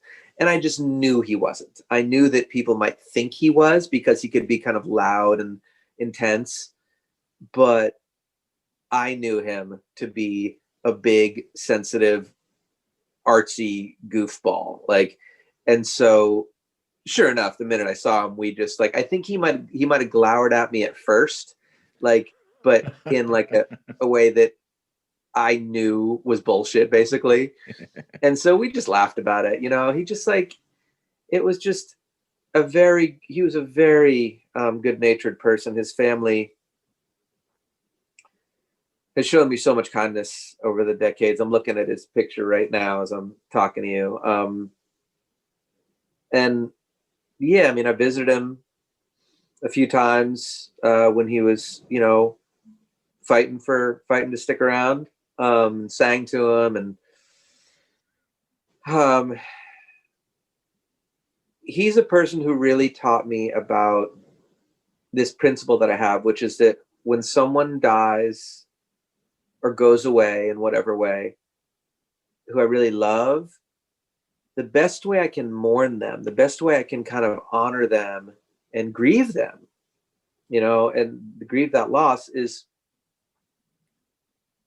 to just embody as best I can whatever it is that I miss and love about them. And so Chi's silliness and his also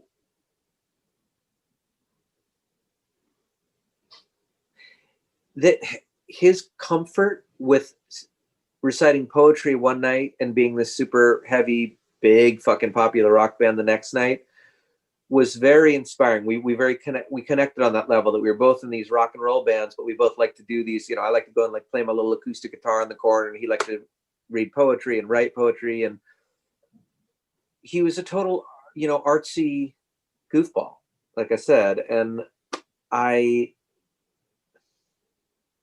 it's hard to know, you know, like really what to say about him, except that he was just incredibly inspiring on that level, and that he wasn't afraid to be super sensitive and super silly, and rock super fucking hard. And of the latter, I will say many, many, many, many times since his death, when I have been on stage, maybe 2/3 of the way through a show, tired as shit, sweating all over the place, like feel like I'm not going to be able to sing another note, feeling like I can't really move and like keep the energy going in the room.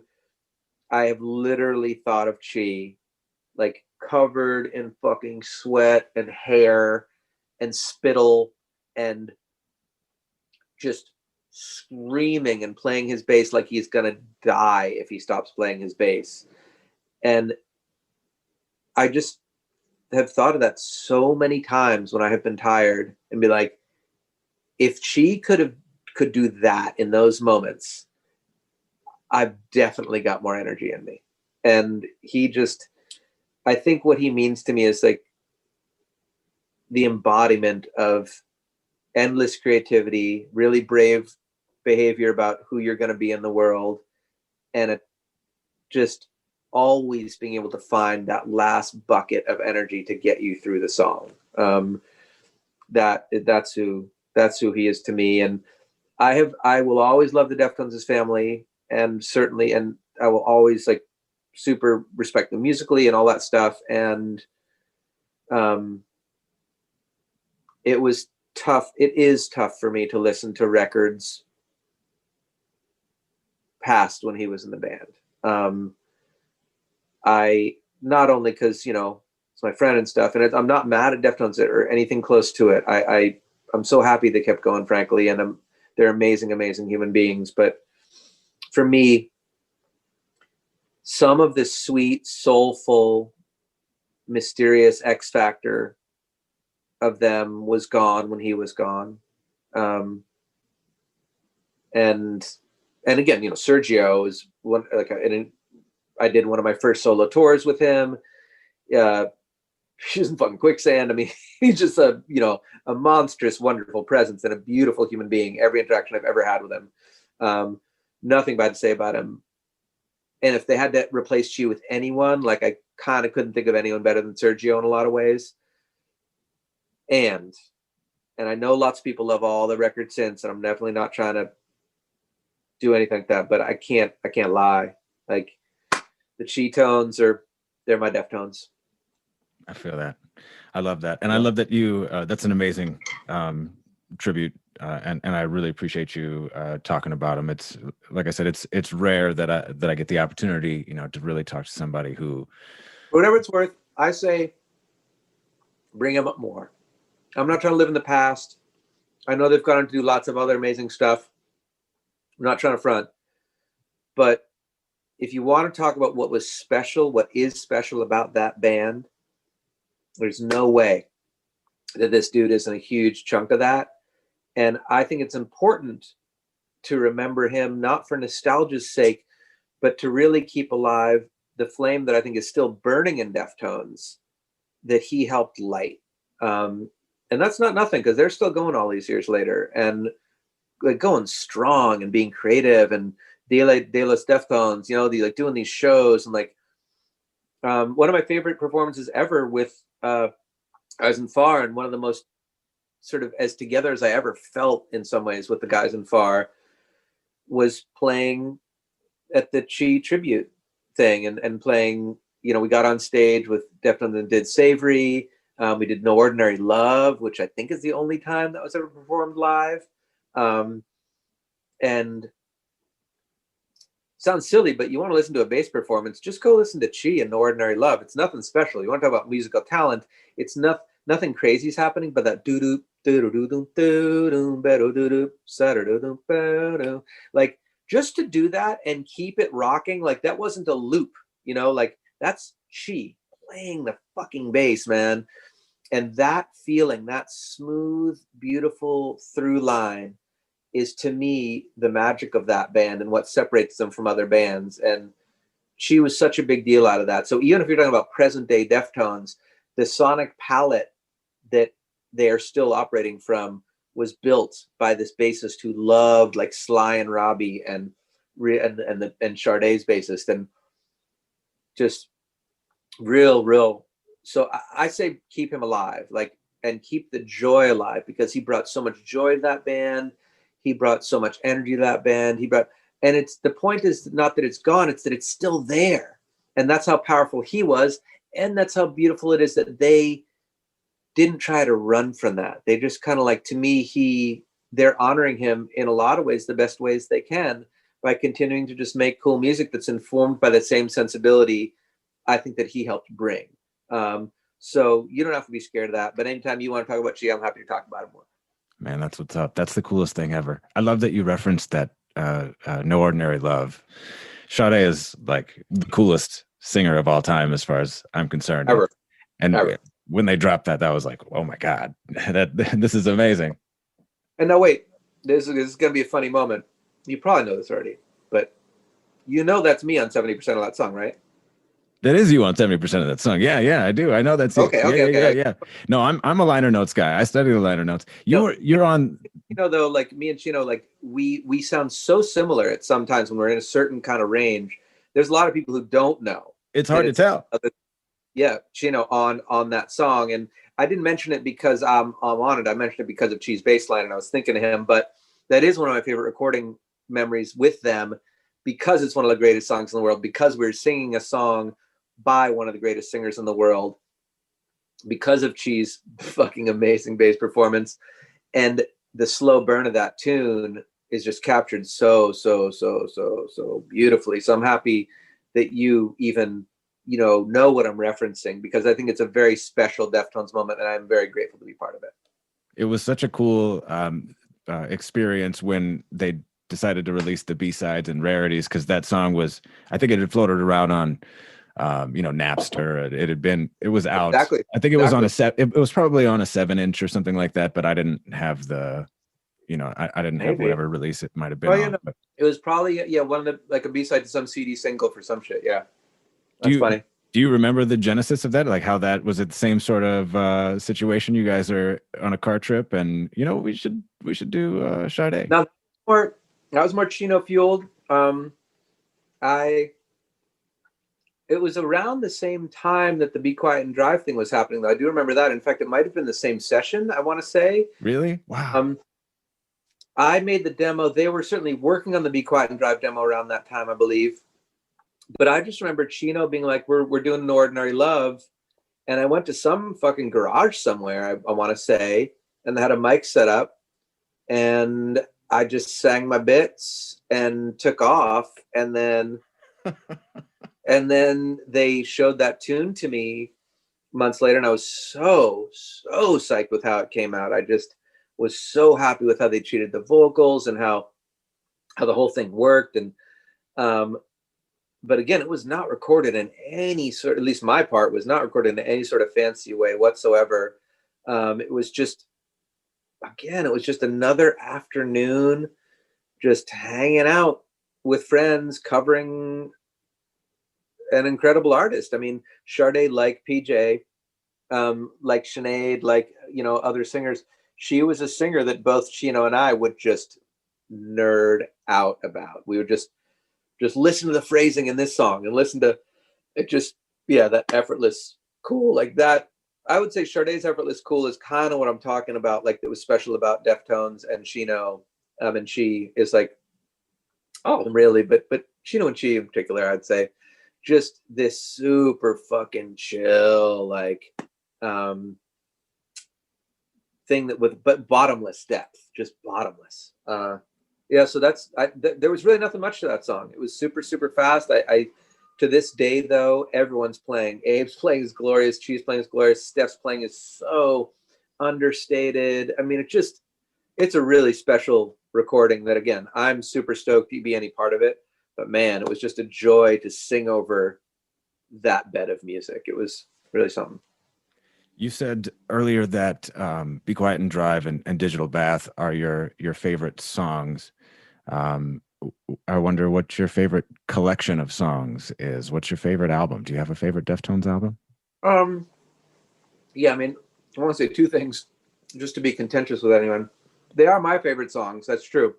But what I'm saying is that those two songs are the best two Deftones songs. Oh, so they're not your favorite songs necessarily. Well, no, they are. They're also my favorites. But this is a situation in which my favorite songs happen to align with what I believe literally the best songs to be. And I believe there's a big difference. I don't want to get too caught up in this, but there's a difference between best and favorites. Yeah. I can tell you my favorite I don't know, U2 album is The Unforgettable Fire for whatever reason. But the best U2 album, you'd have to say, is Joshua Tree. It's just the most perfect, complete album. Those two songs are, to me, the peak of what I think is interesting about that band. And I'd say maybe you could add in, I don't know, My Own Summer, Engine Number 9, or something like that, in terms of like a super riffy, like typically hard rock thing, because that's certainly a part of what they do that's beautiful. So maybe you could throw in one for the trilogy. But between those two songs, anything that's interesting about the Deftones that really puts them way above any other band in that kind of zone is those two tracks. So anyone else can submit their own, but I don't think you've got two tracks that more definitively expanded a band's reach, lasted, and made things that no other band in their world really made something that sounded that much like, I guess, except Far. No doubt. Yeah, for sure. But no, for real. So I just want to go to the mat for those two songs. A collection of songs, I mean, it has to be White Pony for me. I just think that record is so, that was the record where they could have come out and put out something in between Around the Fern, Adrenaline, and kind of kept on that train. And they took such a sharp left turn with White Pony. I mean, at the time, it's hard to think about it this way now, but I remember Chino he sent me I still have a CD of the instrumental White Pony tracks that he sent me to try and like hear if I could like help a song with vocal ideas, basically. And I'm really mad at myself that I couldn't figure out anything, but I was listening to this music like, I don't know, it's okay, I guess. Like I just didn't get it. Like, I was like, it's kind of weird. It doesn't sound that finished.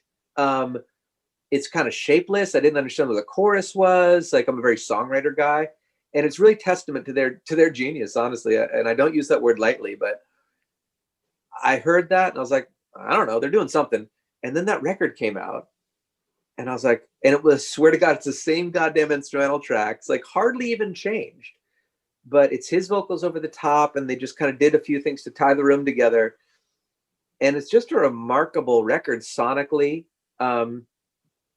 I think, yeah, that record and Shape of Punk to Come by Refused are two records of that time that it's like a lot of other bands tried to do things like that after that. And no one did. And people did some really terrible music making trying to be those two things. So White Pony, I got to give it up to that record. I just think it kind of changed the game, and they have never equaled it since. And other bands haven't either, for sure. Around the Fur, it's, you know, that little period, Around the Fur into White Pony, is just a very powerful period for them, which I know seems early because they've put out all these records since, and like, you know, Minerva was a really good hit, and Changing the House of Flies was beautiful. I mean, no, it's off White Pony, but like there are other things that, like, and Changing the House of Flies, by the way, became kind of a blueprint for things they do after that. And in a good way. None of this is a bad thing. This is sort of the AC/DC school of music, where you just kind of like discover what you're really good at and just kind of keep doing it really well. This is what Deftones, I think, did. But why I love Around the Fur and White Pony is they're so different from each other. They're a band in kind of full flight, discovering who they are. And I don't think it's an insult to say that they didn't ever kind of do anything better since then, because they've done lots of really, really great stuff since then, but they haven't changed the game again, it's, to my ears at least. Like, and for any artist to have even one song that changes the game, it's a really beautiful and honorable thing. To have a record that did, you know, so I'm always going to go to White Pony. I think that's fair, and I think it's so cool that you talk about that that moment in time, because it's a really fascinating moment in time, as interesting to me as the very beginning in the in their lifetime, in their body of work, because I can, and this is me really nerding out a little bit. Yeah.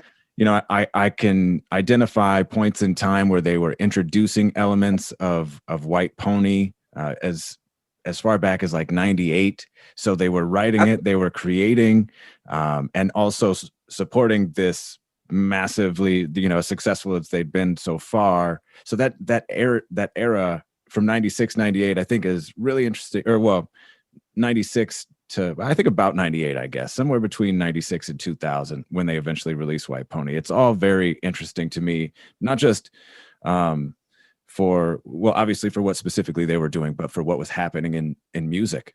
And Yeah.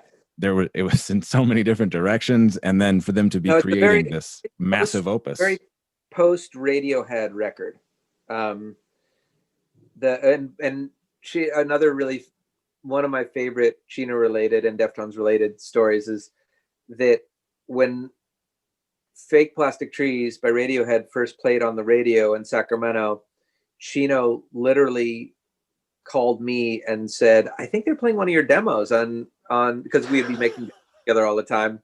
And he, like, I wasn't even into Radiohead, but sure enough, like, I listened to Tom York and I was like, God damn, this dude, like, he can really sing and he's kind of doing what I'm doing, but better than what I'm doing. But anyway, so Fake Plastic Trees. So we fell in love with Radiohead, and I've always looked at White Pony as a very post OK Computer kind of record, in a good way, in a really good way.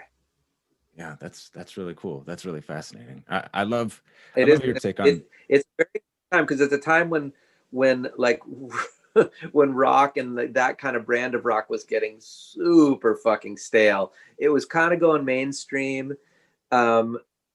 But it was also getting really, really tired, is usually the case when things like that are happening. But yeah, I mean, the 3 years, I actually just was looking up the dates here. Like, so Around the Fur was October 97 released, which now makes me think that we did indeed, that probably was maybe the winter of 97 that we went around with them. I wish I could remember. I'm actually going to look this up. Deftones Far Astoria. Let's see if I can do it. London show. Give me something, internet. Yep, October 9th, 1997. So later 97 was that first international thing. Just to circle back to that first thing we're talking about. It was kind of sticking in my head. But so the 3 years between then, White Pony and Around the Fur 97 and White Pony in 2000. I mean, it's a pretty astonishing leap over that 3 years. And I think there's a reason that record took such a long time. And it's because a lot of people can joke about it because, Chino especially takes forever to come up with vocals in the studio, and they take a long time to make their records. But it's really, I just feel like they want to get it right, and they're trying to do something kind of neat. And that record, I think you can hear all of the years of quiet and reinvention, and like, we aren't satisfied doing My Own Summer and even doing Be Quiet and Drive. And we want something more. We want to find something interesting. And, they bring in a DJ starts to take center stage, but not in a wiki Incubus way. And I love Incubus too, but like not in that funk rock way. They brought a DJ in and like had him go super atmospheric crazy and bring this whole other, they just really, really adventured in that time. And it's 97 to 2000. I know it's such a long time ago now to say it, but I don't mean to say like it's been bad since then. This is why, look, this is why people like Prince and Bowie and Zeppelin and Bjork and whoever else, like, who keep reinventing themselves, this is why that's so special. Because for any band to even have one song, let alone one album, that really stands the test of time and defines them, for a band to even have enough of a career that there is an album like that defines them, that's a very special quality. So to get back there to the mountaintop again and again and again and again is incredibly, incredibly difficult to do. And like I say, definitely been great, great stuff since then. I just don't know if they've done new stuff since then. Interesting. But it's not that it's not good. And I'm keeping self-conscious, obviously, that people are going to be mad at me about this, but it just, this is the way I think of most bands. But like, unless you're incredibly lucky and like one of like a very small handful of geniuses in the world, you get, you find yourself, and then if you're lucky, you get to keep doing it. And they did.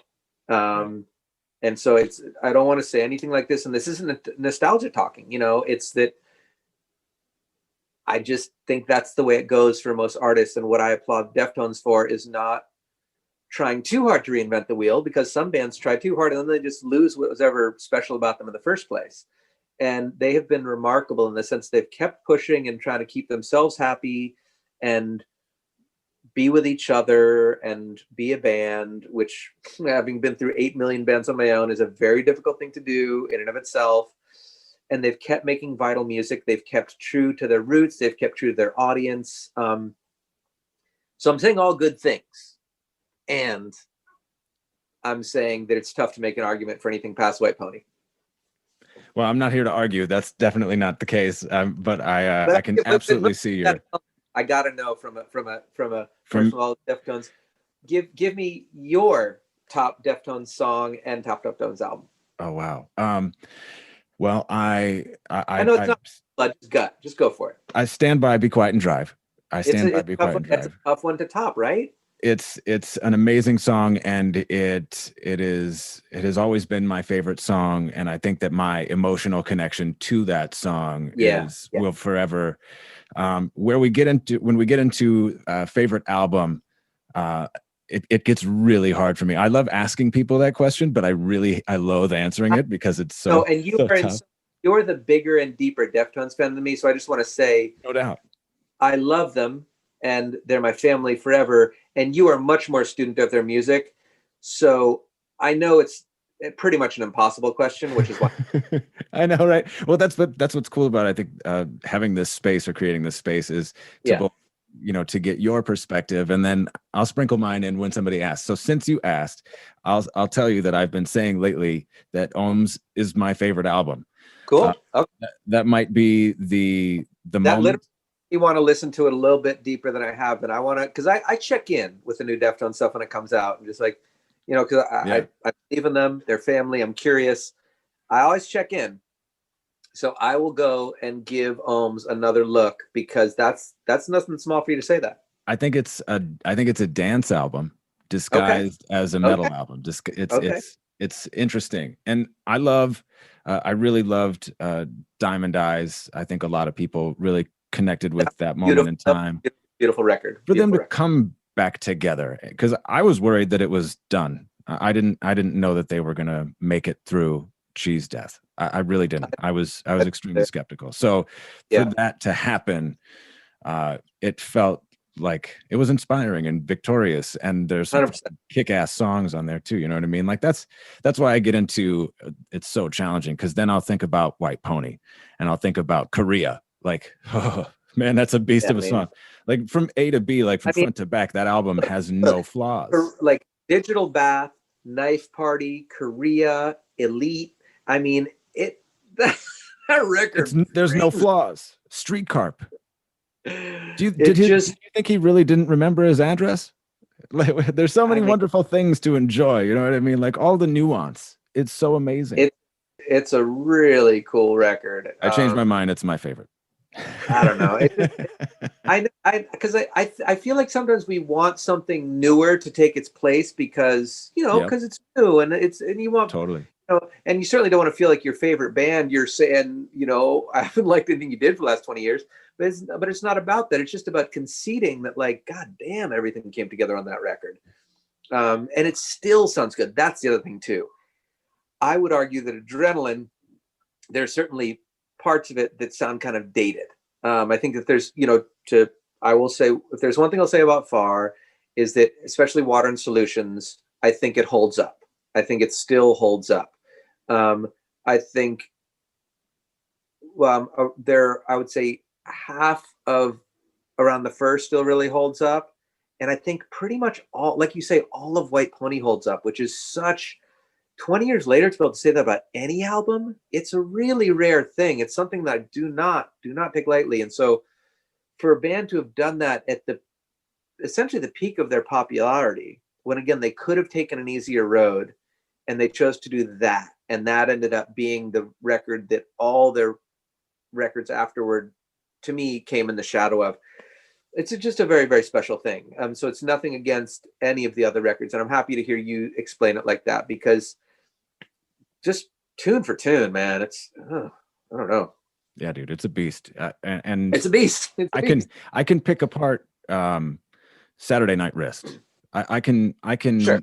understand why there are parts of the internet who like to take a shit on Gore, and why I think why Chino feels compelled to defend it, or to talk about or explain the circumstances around it, when to me, I just fucking love it. I still think it's a beautiful album. Absolutely. But I can also hear the other end of the story, like, oh, there's not enough stuff. And it's like, okay, well, that's fine, but I still like the rest of it. That's, that's music. That's the beauty of our experience, right? Well, that's it about White Pony too, that I'll say in terms of internal band whateverness, is that, yeah, I mean, like every rock band ever in the history of ever, it's the singer and the fucking guitarist like fighting. Yeah, right. But Chino and Steph just, I feel like, again, they found their rhythm on White Pony, to where Chino was like, I'm not backing down from this soft, weird, atmospheric thing. And Steph was like, I am not backing down off my riffs, like, and just like, okay. And they both just did that. And I think White Pony has both the sweetest moments of that band's history and Elite. I mean, that's a seriously fucking heavy situation. Or the opening track, Fate to Sierra. That's I still can't pronounce it. It's man, that song is an animal. Like, there's some really heavy I've stuff literally on that. I don't think I've ever even known the title of that song, but the sound of that song when it starts up, I mean, as a Fugazi fan and as like kind of a DC post-hardcore fan, like, that's the first thing I thought of when I heard of this record. When I heard that record, when I heard White Pony done, I was like, huh, they made a DC record. But it's, DC plus a million things. But that crazy hollowed out sound. Abe's drumming on that record. Good Lord. Abe just fucking arrived on that album. Oh my God. I'm looking at the track list now and I'm just remembering. I mean, it's almost arguable that the record falls off a tiny bit towards the end. I'm not as big a fan of Passenger as everyone else is. Change, though, is right near the end, and it's just such a beautiful anthem banger. But up till that point, tracks, I mean, you're right, everything. It's so crazy. Like, and there's a large, I think, swath of fans who clamor for Pink Maggot, which is, I know, so weird. Like, it's such a weird song. It really is a strange song, and it's totally fine. It's yeah. I mean that in the most loving way, of course, but no. But that's what we're talking about, right? Yeah, that's what I want to make clear. This is all like total rock nerdery love. Like, we're me acknowledging, like, I mean, let me just look at this. Like, yeah, there have been 6 albums since White Pony. And I don't know. See, it's funny. What's interesting to me is that some people claim to really love some of these records and hate the other ones, but I think they've just had a really consistent body of work since White Pony. To me, I don't see any clunkers in there. I'd probably say that Diamond Eyes is my favorite after White Pony. And like I said, I'm gonna go check out Ohms again. I'm really curious now. And you kind of make me want to listen to these other ones just to hear people's critiques and stuff. But I don't really. I have to say, I think that's a little bit more people trying to make a hierarchy than the actual quality of the albums. Because that's all a game. Solid shit. There's really solid stuff on all these albums, and there's some stuff that's not as solid. And again, that's the reality of making albums. The fact that, like, they made even one record where you can go like song after song after song after song is, to me, that's what every artist strives for, and they did it. And then made 6 more after, and they're still going. Like, the cool thing about Deftones is that I'm still going to be curious about their next record. And that is really something to say. And it's not just because they're my buddies. Like, you want to talk about 95, who's standing, like from 95 to now, that's almost pre-Radiohead. It's certainly pre-Coldplay. It's, U2 is still standing. Pearl Jam is still standing. I know there are other artists, but not that many. And in hard rock, Cheese Death was Cheese Death and was a fucking heartbreaker. And I didn't really see how they could go on after that. And I'm not sad that they did in any sort of sense of the way, but I miss Chi, and I don't know, it's weird. But that said, I still think of them as like, that's how Will Sergio fit in, is I still think of them as like a band that, like, it's just these buddies. They're still here. I don't know. That kind of longevity in rock and roll is not to be taken lightly. That's all I can say. Look, the more I talk about them with you and stuff and really think about all these years, they are just not only survivors, but they stay creative and they stay interested in at least entertaining themselves. One thing they've never done is like do the thing to like entertain anyone but themselves. I really think they just want to make the stuff that excites them, which again sounds like what everyone should be doing, but I don't think it's what a lot of people are doing. They've never, to me, been chasing another band. They've never been chasing themselves. They've never been chasing press. They've never been chasing money. They just love doing this noise that they make. It's impressive shit. It's impressive shit. It's really good. It's really, really, really sweet to talk with you about them. I haven't really thought, obviously people ask me about them all the time, and I'm honored because they're a really special band to me and they're a big part of my life. But that said, I haven't really thought about them a ton for a long time now, for a lot of years now. So it feels really sweet. So thank you for having me. I feel my heart feels very full right now just thinking about them, and I'm really proud of them. And I feel super lucky to have grown up with them and they gave me so many opportunities. I still dream of singing with Chino all the time. I'm still curious to hear what they're going to do next. I feel very grateful to have known them, and anyone who ever found any of my music through them, just all you Deftones fans out there, like, I'm really happy that you've supported them. And I feel really, if anyone found out about shit I've done through them, then bless. That's one of the things I love. And I can't thank you enough for being a part of this, because you really do embody that thing that I think is unique to my favorite band, is they have introduced me to so many amazing musicians. And that leads to the last question that I want to ask you, which is how I wrap up every conversation. Okay. And it's a request for recommendations. 3 recommendations, whatever you can come up with off the top of your head. Doesn't have to be music related. It can be anything in the world. And this is inspired by something that Chino said on a podcast, that the only reason that he tweets out links to songs on YouTube is because he thinks that's the coolest thing that he could offer anybody on social media, is just to share a song. So whether it's a song or an artist or I don't know, your favorite plant, whatever it might be that you want to put people onto, toss me a few recommendations if you would. All right. Thinking of Chi first off, can't not.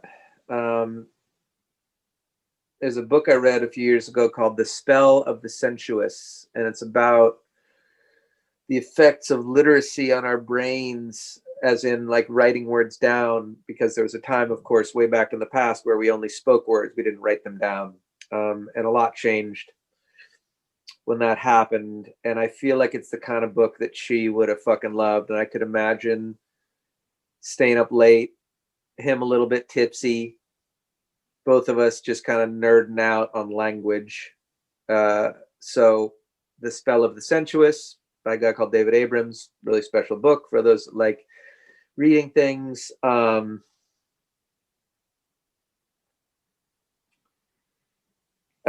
throw one out to female singers because they were such a big part of my life, and I know Chinos. Brittany Howard, is that her name? I believe, from Alabama Shakes, did a record not long ago, I believe called Jamie, I want to say, that is a mind blower.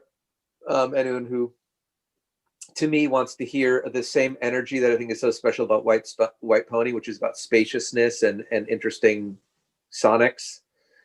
That's a record really worth hearing, and her voice is just a fucking monstrous, wonderful beast.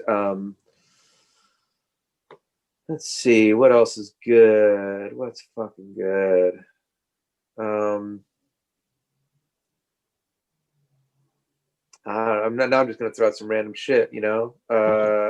Like the anyone who hasn't seen the Avatar animated series, not only the first series, but also Korra, the second animated series. Especially if you have children, because a lot of us have grown up since the days of White Pony. It's an amazing, smart, thoughtful, fun, interesting thing. And it reminds me of Deftones because they are kind of that too. Like they're very palatable and commercial in cool ways, but also there's a lot of thought and wondering and heart that goes into that music. I think the same of the Avatar universe. And I'll throw in The Wire, which is a TV show that a lot of people have talked about over the years, but it really is that good. I don't know. Those are my top of the head Deftones universe recommendations. I have no idea why. That's so amazing. And talk about the universe. My daughter's name is Marlo, after Marlo from The Wire. My name is my name. We didn't know if we were going to have a boy or a girl. We didn't find out until she was born. And I was like, if it's a boy, we could call him Omar. Omar coming. But I was like, that's not going to work. And then this must be why I mentioned this show. I had obviously no idea. Right? No idea. So big right now. That's a beautiful connection. Oh, well, big love to Marlo. That's amazing. Yeah, it's cool, right? Yeah, my wife really liked it. I was like, we could go Marlo. She's like, yeah, I'd like Marlo. That's a cool name. We could spell it that way too. It's just M-A-R, really awesome. And I want to, if I can share one more thing with you before I let you go. Please. So Don't Give Up. What an amazing song. Thank you.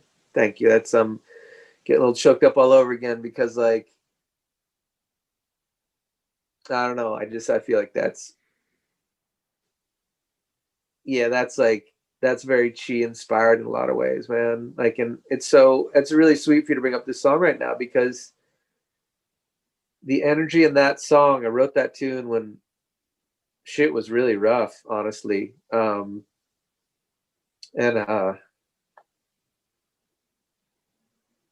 Like the drive that she showed his whole life and the drive that Deftones showed, especially in the wake of his death, to keep going and to keep making stuff and to go through their darknesses. And I haven't talked about Abe and Steph a lot.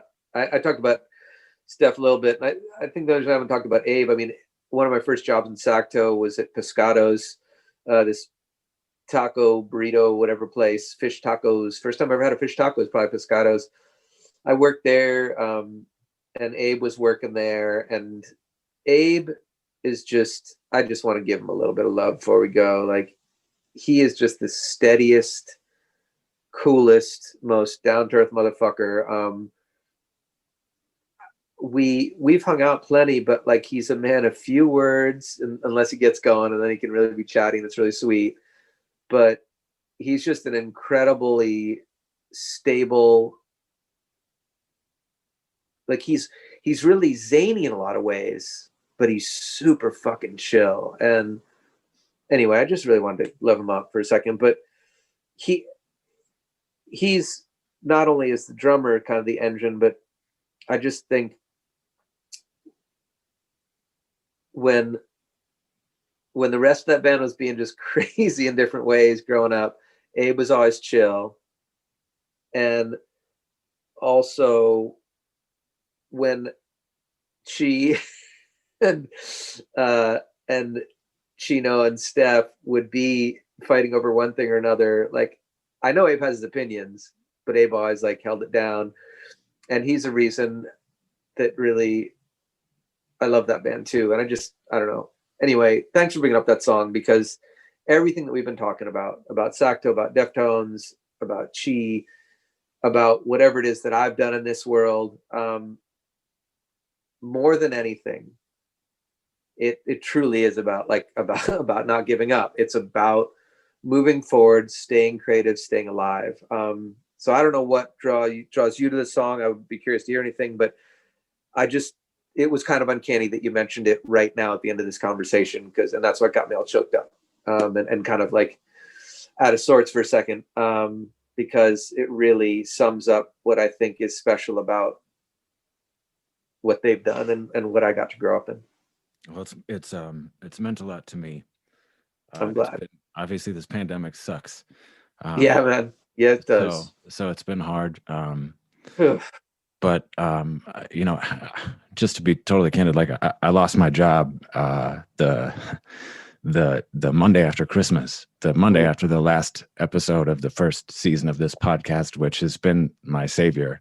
I had my second daughter was born at the beginning of the pandemic, a week before lockdown started. So it's been a really just challenging time having a 4-year-old and a almost 1-year-old now. And then to take this hit after, surviving and really this podcast has been my lifeline. So I'm doing season 2.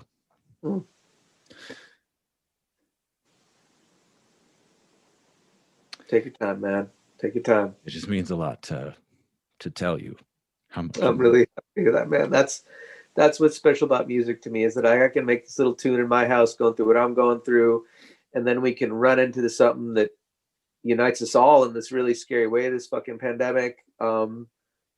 And a song can like connect us, and we are only talking because of our mutual love of music.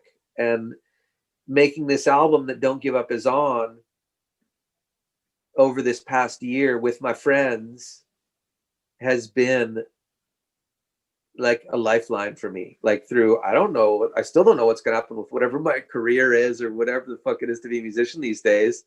This has been the longest I have gone without being on tour in my adult life in the last 25 years. And I'm a person who frankly is able to exist at a much lower level than Deftones and other bands I know at that level. I mean, there's a lot of mouths to feed in those infrastructures, and everyone's going through this together, and you're losing your job, and like people are raising kids, and that's what music is for me. Music gets to be in the middle of all of that, and none of us even have to know each other to fall in love with this song. So just to anyone out there, like, I hope you all fall in love with Don't Give Up.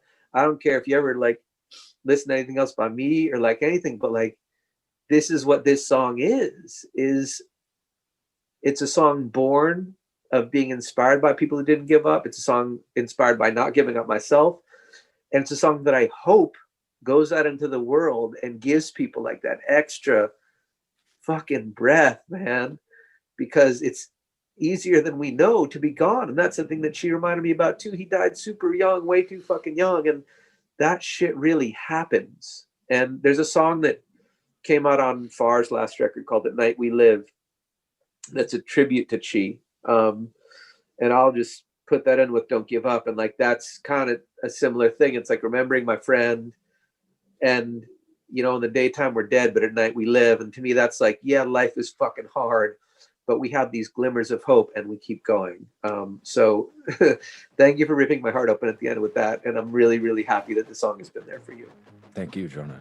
Thank you. Yeah. Jonah Matranga. Thank you, Jonah. There's just so much we covered. So much.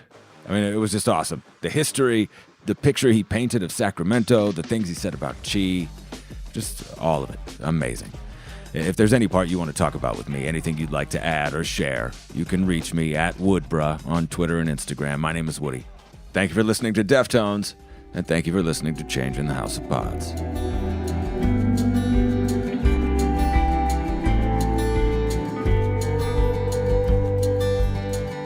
We all want a world where all our lives might really matter. And if you don't, then quiet please so we can fix this world before it shatters. We gotta